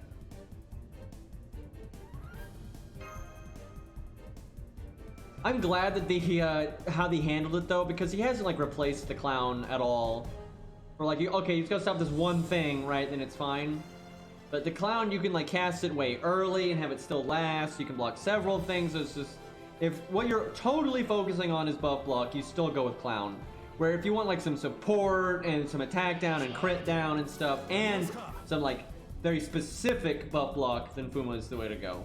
And overall, Fuma is better than the clown, and I certainly use Fuma more than the clown, but there are times the clown is still like amazing.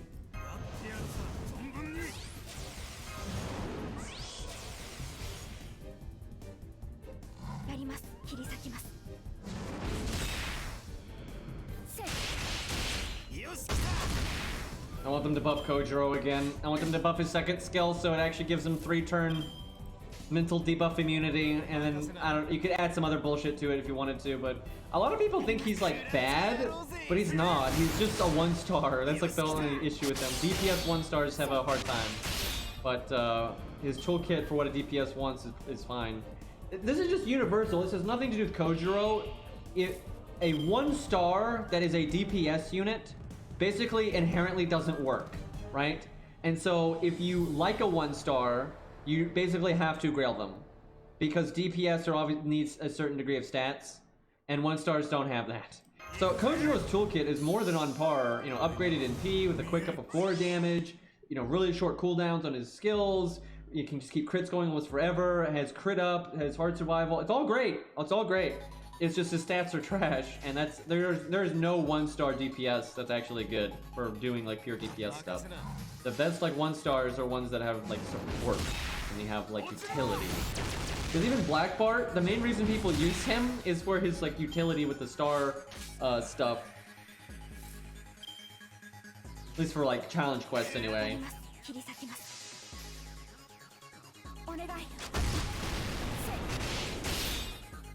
Don't you love magic resistance? Isn't it a great and fun gameplay mechanic?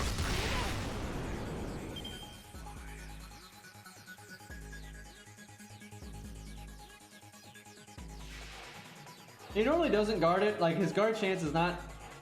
No, Arjuna, you did not get lucky. Red got unlucky. If you look it up, like, statistically speaking, you are way more likely for him not to guard it than for him to guard it. But, I think Red's just getting the short end of the stick there.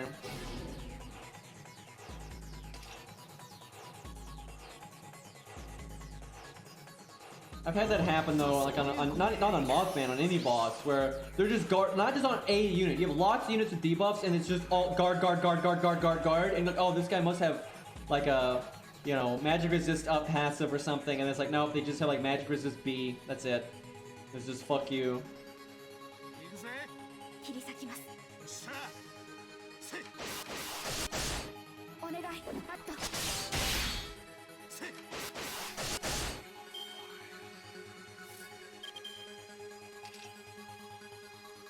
I really wish we had the NP of Gray right now. I like how we can get 10 NP, but we need 20.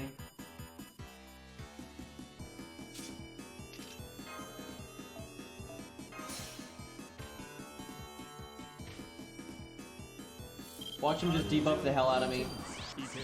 You know what? I'm gonna taunt Shingon. No, I'm gonna taunt Arash. I don't want Shingon to die enough, because if he does debuffs, most of them are single target, I think. Although Harash got, he's got buff block, and I think his NP seal is when he NPs, I think.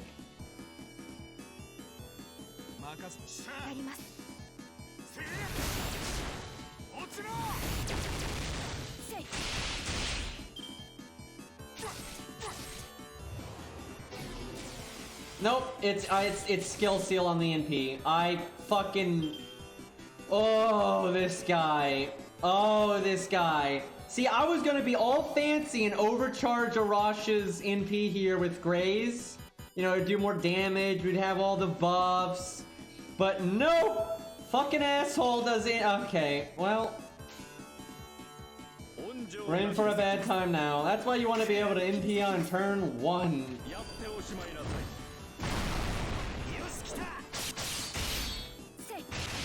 Maybe he'll just not attack Arashi. Never mind.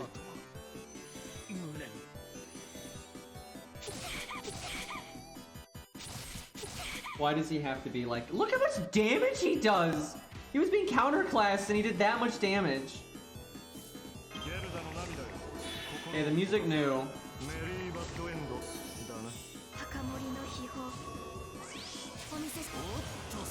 Okay, great. We need you to, like... smash.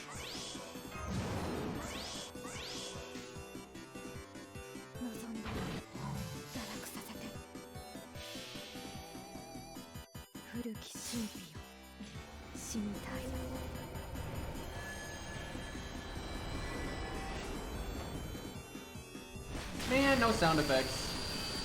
Except for the, like, squealing noise there. So close. To the cast guts. Joke's on you, I don't need my NP. I'm gonna poison him before he dies. Fuck you.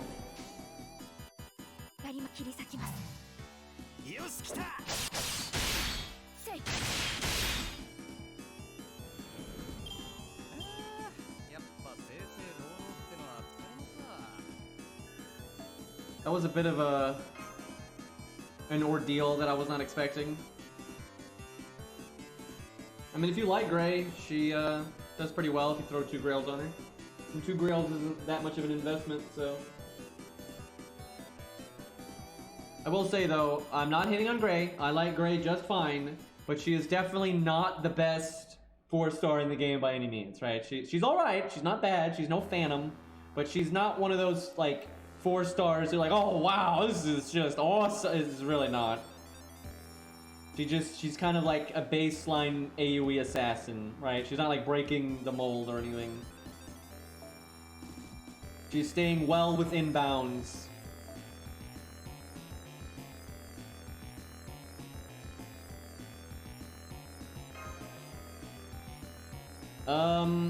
It kind of depends, and something, overall, I think the new welfare is probably a little bit better, but it just kind of depends. They have enough apples and oranges that, like, everyone's saying the new welfare is amazing, but they're all showing her off with the event bonus, so it's not quite right. They're very similar, though. They're pretty comparable. A lot of it will come down to, like, the team and stuff. For pure nuking, the new one is better. Unless you're fighting undead, obviously, but that's a whole different thing.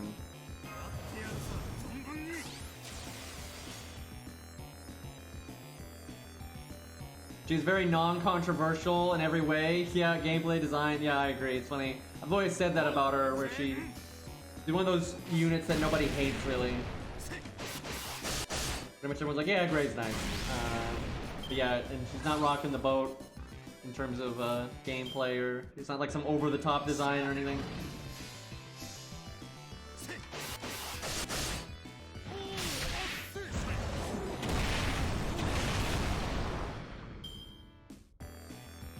Also, the AoE assassin slot is just really competitive because it's kind of like Archer. It's hard to be an Archer because there's already so many good Archers in the game.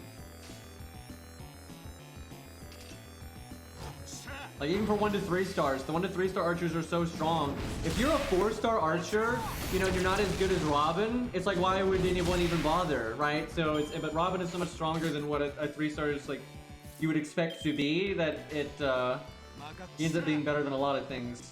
So yeah, it's kind of weird. I tell you though, they need a fucking 1 to 3 star single target Buster Archer. There's none. There's no 1 to 3 star single target Buster Archer. That's kind of lame.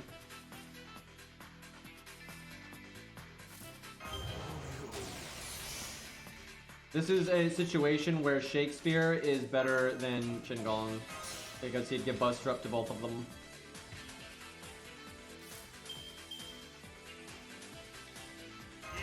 I almost want to wait just because Arashi's pretty close to getting 200%. Nah. I don't know, you could just have Spartacus do Buster Chain. But then you're not overcharging Stella.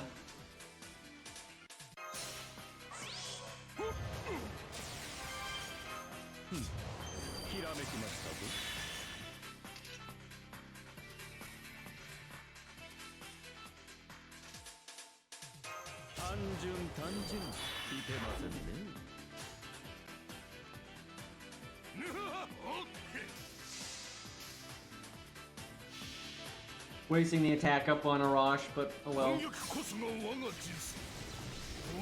Oh yeah, David, excuse me. That's actually true because David's a support though, but they did buff David's NP, so he does kind of stand in as a DPS nowadays. That is true. I kind of forgot about that. No one thinks of David as a DPS though. He's a fucking support.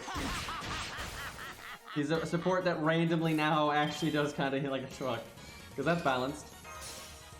I should have stunned. We could have like won this turn if I'd stunned.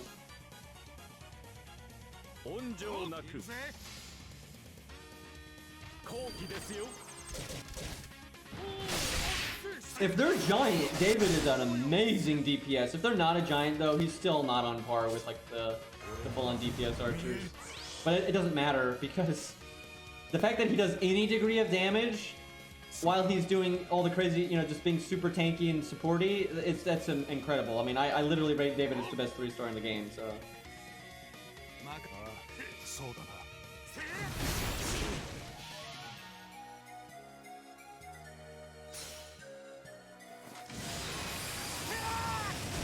David's amazing for Ibuki for a lot of reasons, but yeah, she's a giant, so. Robin is so good against Ibuki, though.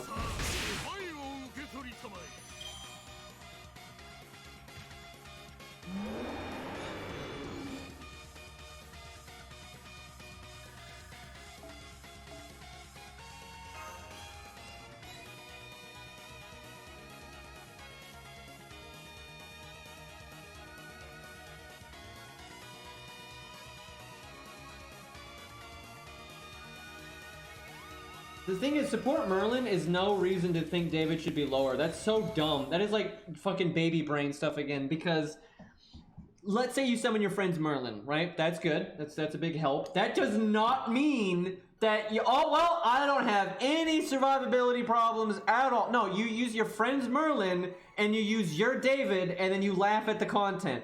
I can think of so many challenge quests where that, for if you're a piece of shit account and you're really weak, or you're new or whatever, that's the ticket. Like, you literally do David, Merlin, and then, you know, like another DPS or whatever. That is such a thing. And for God's sakes, you can beat the Salter challenge quest with David, Merlin, Mash, and you can set it up where none of your units will ever die if you play it properly.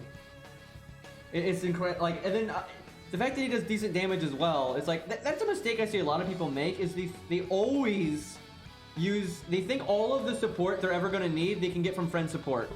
And so they don't level Hans, they don't level Mash, they don't level David, and then they go bitching because they can't beat, you know, the story or a challenge quest. And it's like, you fucking idiot, man. Like, you need... And not only do you need your own supports, because guess what? A lot of the time, they don't let you summon a friend support. But even if they do, a lot of times you need more than one. Or...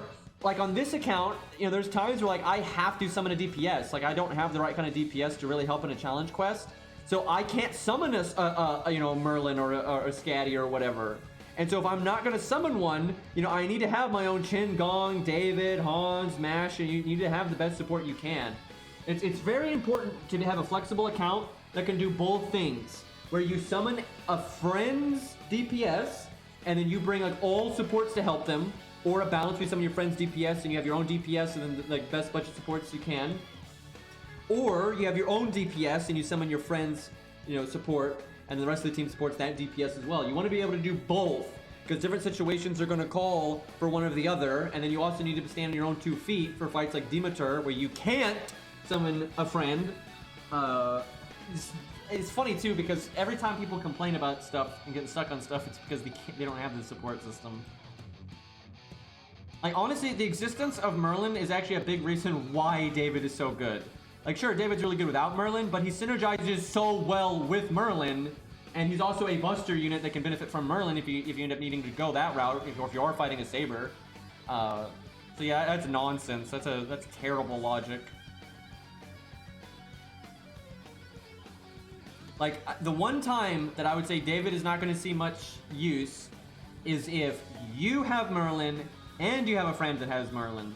at that point, he's not going to be nearly as needed. There's still times, because I'm telling, not only is sometimes would you want more than just a double Merlin, right? But there are times where like David Merlin is better than double Merlin for certain things, because you can do things like casting Merlin's invulnerability and cast David's evade behind it, and then have the evade not get pinged off because of the way the unique. Basically David's evade lasting forever, like protection from arrows, in not often, but in specific circumstances is extremely good. Especially in situations with taunt and stuff like that. Because I've beat several challenge quests because of this, where like you cast David's evade really early, but you have a setup where for 2 of the 3 units, the boss won't hit them because you're using taunt walls or a gimmick or whatever. So the boss like NPs on turn 4 or 5, but you cast David's evade on turn 1, and because you're using taunt or like maybe with Salter, the challenge quest with her, you know, she always attacks casters. You can use them as taunt walls. 2 of the 3 units just never get attacked, ever. Not once. And so when the NP finally comes up, you evade it, because you still have the evade, but also it's off cooldown already, so you can cast it again, right? That obviously that's niche, right? Because it's only in situations where you're using taunts and things, but that does come up from time to time, and it's great to have. Really, the only time I would say you could probably get away with not leveling David is if you have your own Merlin. If you have your own Merlin and a friend's Merlin. Even then, I'd probably do it just to be safe, but it's not as high of a priority at that point. But most players are not going to have their own Merlin because he's limited. Like, literally everyone that started playing the game in the last, you know, like 8 months or whatever, could not have gotten Merlin even if they tried, because he's not been rated up that entire time.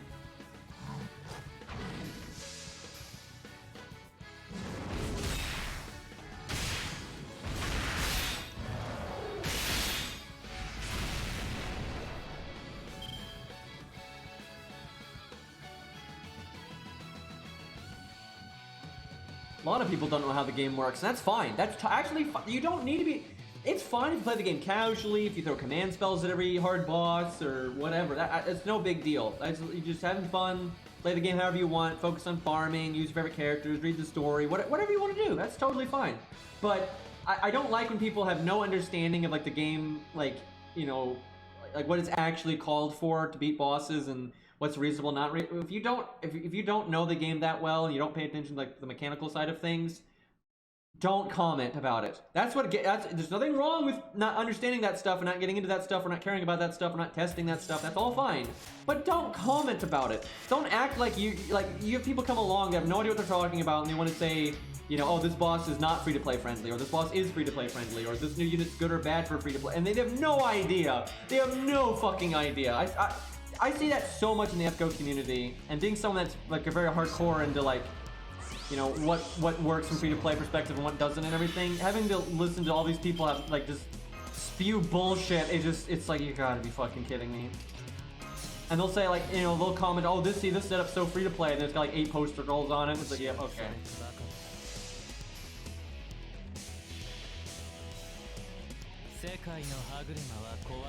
And there's nothing wrong with people though that don't, you know, not hardcore about the gameplay. That's totally fine. It's completely reasonable. But it's not reasonable to be one of those people and then try to speak up all the time, like you know what you're talking about. Like, it's just crazy to me.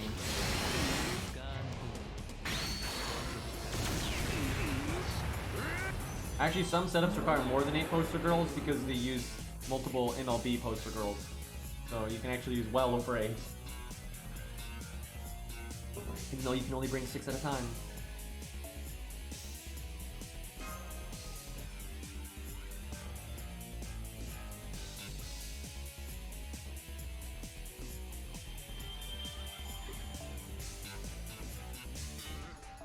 See, if you put an MLB poster girl in every unit, it's like none of them have taunt. So it's just an 80% attack up for 3 turns for the whole team. Big brain. That is so many CEs though to have that many limit broken. Alright, well we got Fuma up and ready. I'm really happy about that one. Do you have any other buffs just sitting there? I don't think so.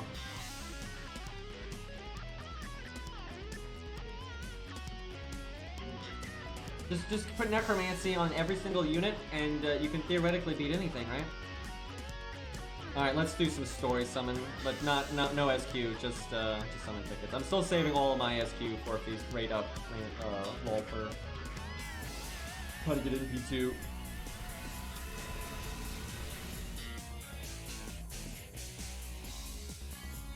Is that like Young Flat or something?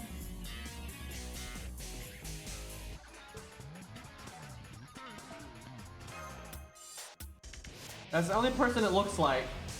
Wait, this is not the story banner? What is this? I'm pretty sure this is the story banner. You know, this is the story banner. They ain't rating up no Artoria. Wait, no, what? Did they rate up Artoria? Or is she just there because bait? Oh, this is one of those dumbass CE banners, isn't it? It's so dumb that they put Artoria on there because she's not rated up. That's actually bait because they want someone to think that she's rated up. Well, I just wasted 2 summon tickets. Feels bad.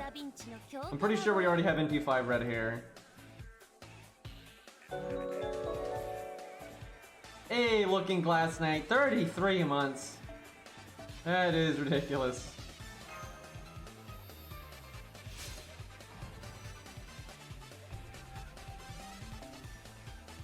I mean, Mozart does not need a buff, but he is buffable without it being broken. You know, Mozart is unbelievably good for a 1-star, but you could do some buffs to him that wouldn't like be game breaking. But when you look at all the like 1 to 3 stars in the game, Mozart is really not on the list of one that needs to be buffed, right? Like in comparison to a lot of the other garbage that's out there. Like even though Benkei just got buffed, Benkei is still terrible. Like he has niche use. He actually has some use, where before he had basically none. At least he has a little bit of use now.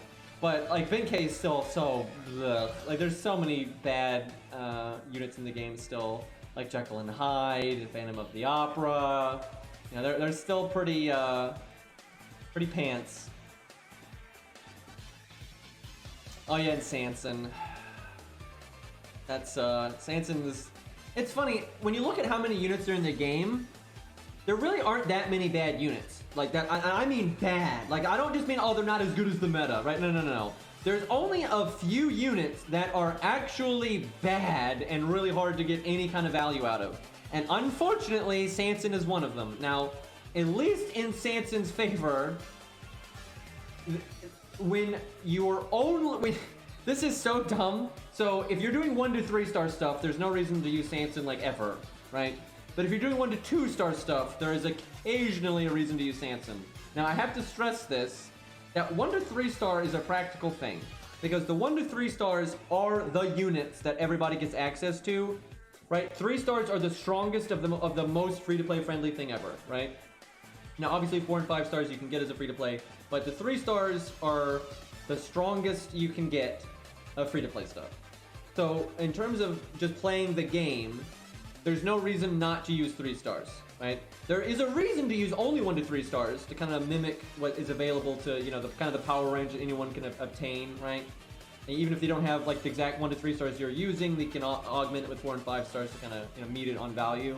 There's no reason to use 1 to 2 stars outside of just doing it for the fun of it, right? It doesn't emulate anything no one is in a situation where they're like, I don't have any assassin that's a gold that's applicable here, so I'm going to use Sanson. No, you don't say. You say I don't have any gold assassins that are applicable here, so I'm going to use 100 Face or Fuma. That's what you do. You do not go to Sanson, right? No one's that desperate. It doesn't work that way, right? But if for some reason the 3 stars are deleted, right, and you have to use 2 stars, then Sanson has some use for like killing riders and occasionally berserkers and whatnot, especially if they are evil, right? Then like if they're evil, he's okay. He's not good, but he's okay, and he's better than like his competition, and he can throw out some okay damage. But yeah, if you can use 3 stars, there's almost no reason to use Sanson. Now, the only time I could see you really using Sanson, if you're allowing 3 stars, is if, one, you're not going to use your support slot, your friend support slot for anything useful, And then 2, you're fighting a Rider or a Berserker or an Avenger that is evil, and there are debuffs.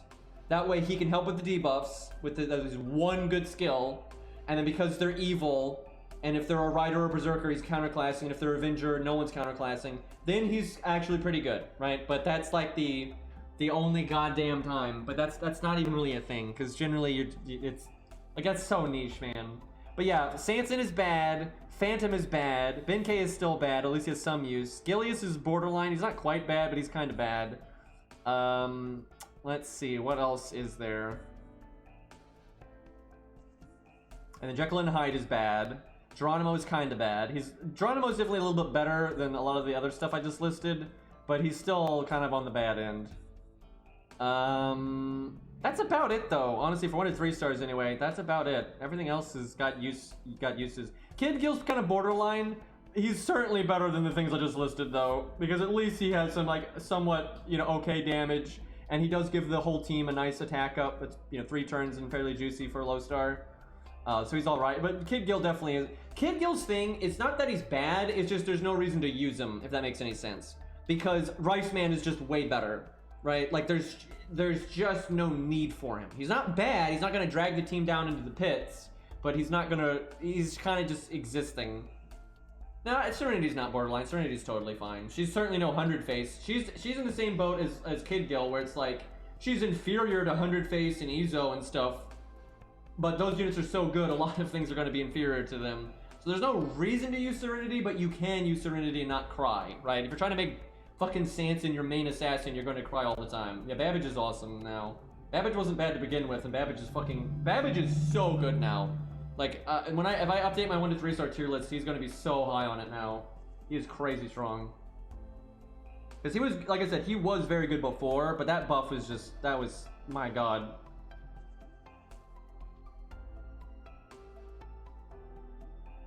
Hey, on my tier list video, I do say that Rice Man is better than Kid Gil, I'm pretty sure. But the more I've tested them, the more I've seen that Rice Man is just a lot better. It's just, him having survivability is just so much more useful, combined with he has comparable, you know, damage anyway. So, and then his niche actually comes up pretty often.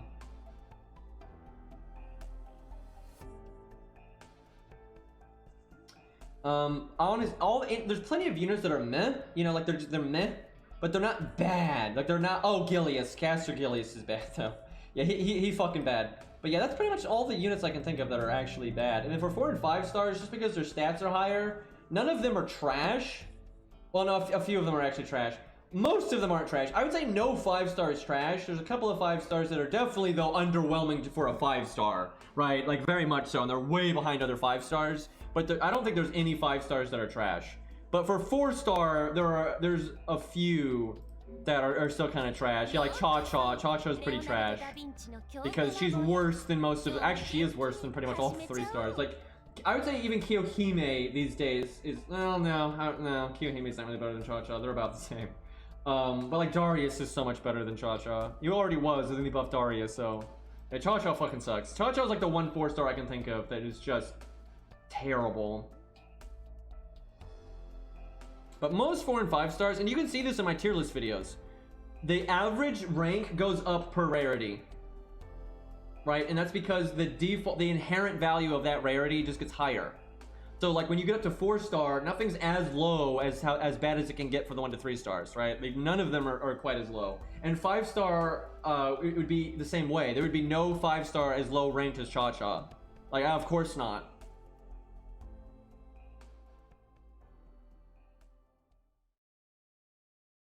Some of the things people are like saying are just making me facepalm so hard, and it just shows like how little people understand about like what actually makes a good unit or not. And the difference, people just have no reference point for the difference between a unit that's worse than the meta versus one that's actually bad, right? Nightingale is obviously worse than Merlin, but she's not even on the barometer of bad, right? You compare Nightingale to fucking Sanson, right? It's just like the gap there. Sanson is like, you're so far away, I can't even see you anymore, right? Like, it's ridiculous. You know, people are like, the same thing with Miyu, right? Miyu's nothing incredible by any means, but like Miyu, I don't even know. Like, I get asked all the time, like, how do you get value out of Miyu? It's people think she needs to like be this like last a million turns to get any kind of value kind of unit. Miyu is obviously never going to be like on, well, let's debuff her, but like right now Miyu is so not as good as like Merlin and Castoria and you know those kind of staple supports and stuff. But like literally look at what she just does out of, even if she dies almost immediately, right? If she dies super fast, she like kills herself with her own NP, right? She's at least gonna make the team a chunk of stars, give her teammates a chunk of healing, give somebody a bunch of battery, and then at least she can be debuff immune if there's like some kind of gimmick at the start. You know, that's fine. That's not good. You know, she's no Chen Gong, right? Like I think Chen Gong is better than her. Obviously, you know, kind of you know, you use them in different types of team. But the fact that like just the fact that she gives a 30% battery alone means she's not trash.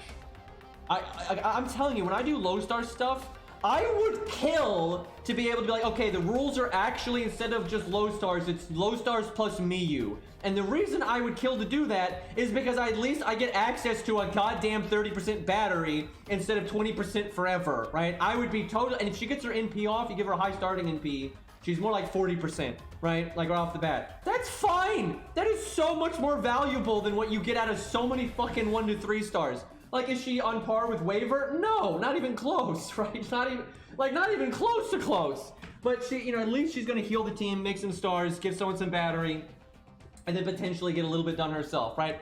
That's fine. It's not in, you know, lower end of 4 stars, sure, but like the lower end of 4 stars is still acceptable.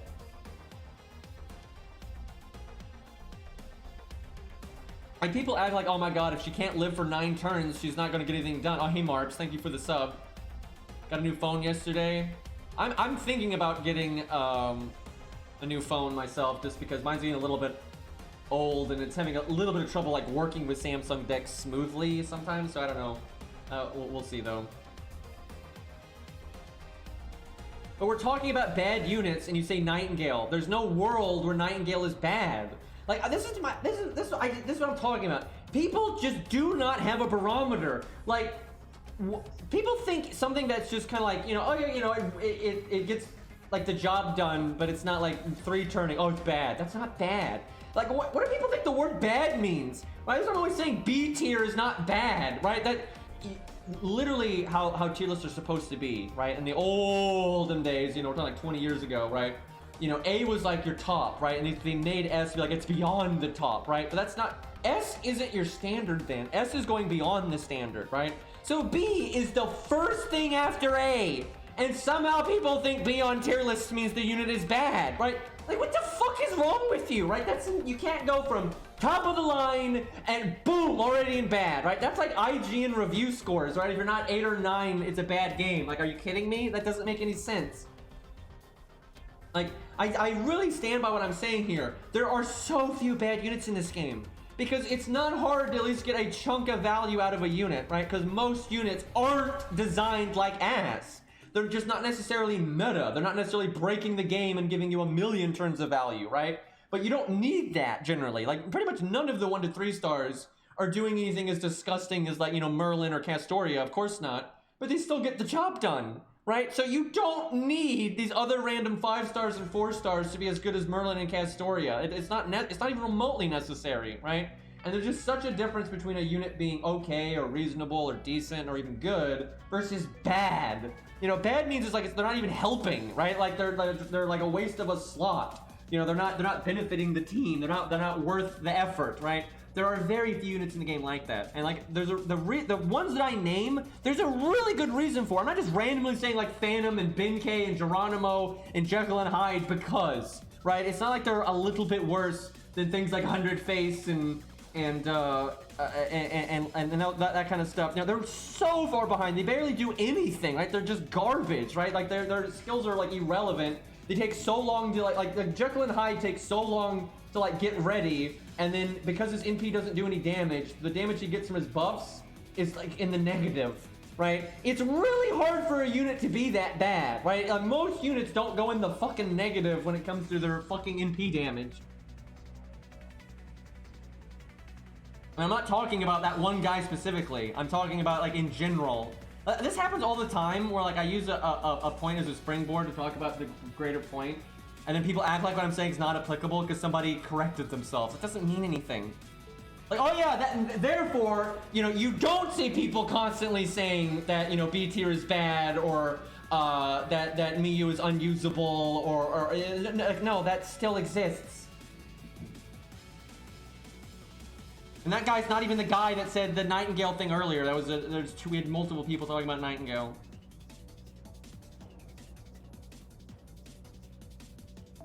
All right, there's not a whole lot left for me to do in this event though. It's pretty much done. We got everything from the shop. We got the CE, beat the challenge quest. We could beat the challenge quest again, but it's kind of late, so I don't want to do that right now. Besides, this account is just like the thing to do is summon Jerker, and we already did that, so it's kind of boring to do it again. This account's kind of limited in its team options. But yeah, I think next stream we're just gonna do some XCOM. I'm really in the mood to play some more of that, and we're not gonna have anything in FGO for like 4 or 5 days. I will play FGO again soon though, because we'll play the CCC stuff. We haven't finished that, and we gotta get a bit more ready for 5.2. And then I gotta look for a time to start 5.2, because like I said, I want to do it during like a dead week or something. I really do. I don't want to do it when something's going on, because I want to be able to just, I don't want to have to make videos. I don't have to do it. I want to be able to just, you know, play through 5.2, and that way I can focus on it, and also so the VODs are, you know, neat, and you can kind of go just boom, boom, boom, right? Because seriously, 5.2 is my favorite thing in all of FGO, so I want to, you know, enjoy the damn thing. All right, I think we'll wrap up there. We're pretty donezo here, I think. Did I use my FP? Apparently not. I don't think I'm ever gonna make the 5-star tier list video though. I've said this before. there's no reason to. It's pointless. The people that want me to make it don't want me to make it for the reasons that I care about. Like I literally don't see any reason for me to make a 5-star tier list video. There's nothing, right? It's not useful for like understanding the game from a free-to-play perspective. 90% of the units people understand anyway, right? And they're just using me for like to justify their own opinion, or to try to be like, oh, look how stupid green is, right? That's all they care about. And then it's like, if I actually wanted to help people understand the game better, a tier list is not really the way to do it anyway. Like, I think there's a lot of practical reasons for a 1 to 4-star tier list, because there's a lot of stuff to like, you know, talk about and explain that actually are applicable to almost the entire player base. There's not for 5 stars. Like, there's literally not for 5 stars. Like, I don't, like, but first off, you know, most of them are so known in what they can and can't do, and like who's good and who's not good.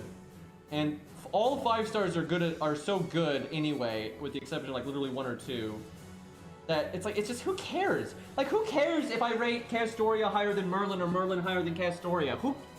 It doesn't matter. It's irrelevant. Like, they're both so good, they're gonna make the game really easy. Yeah, you really need Green Man to tell you, you use Castoria on art teams, and Scatty on quick teams. Wow! Really needed that information. Like, it's so needless. Like, I've said this before, I'm so much more likely to make I'm way more likely to make a new 1 to 3-star video and a new 4-star video than I am to ever make a 5-star video. It's just, like, who gives a shit? Because all the criteria that like people like care about when it comes to like my tier list videos are not a criteria I care about, so. Alright boys, let's raid somebody. Wonder if Cairo is streaming. See, I would make a 5-star video anyway if it didn't take an unbelievable amount of effort. But it takes an unbelievable amount of effort, and it's just so pointless, right? Like I don't see any need in it, and I don't think I'm gonna get any satisfaction out of making it, and I'm not gonna help the demographic that I actually want to help. So I'd rather not take like, you know, 3 weeks of my life to do something I don't even care about. But see, I actually really care about the low stars, right? I actually care about a budget perspective. I actually care about, you know, what's useful information for like a free-to-play or a new player. I care about that. So I'm more willing to take 3 weeks out of my life to make a new 1 to 3-star video or a 4-star video. But yeah, there's no motivation to make a 5-star one. All right, boys, I'm out of here. We'll raid Kadroth. Probably play some XCOM tomorrow. And yeah, peace.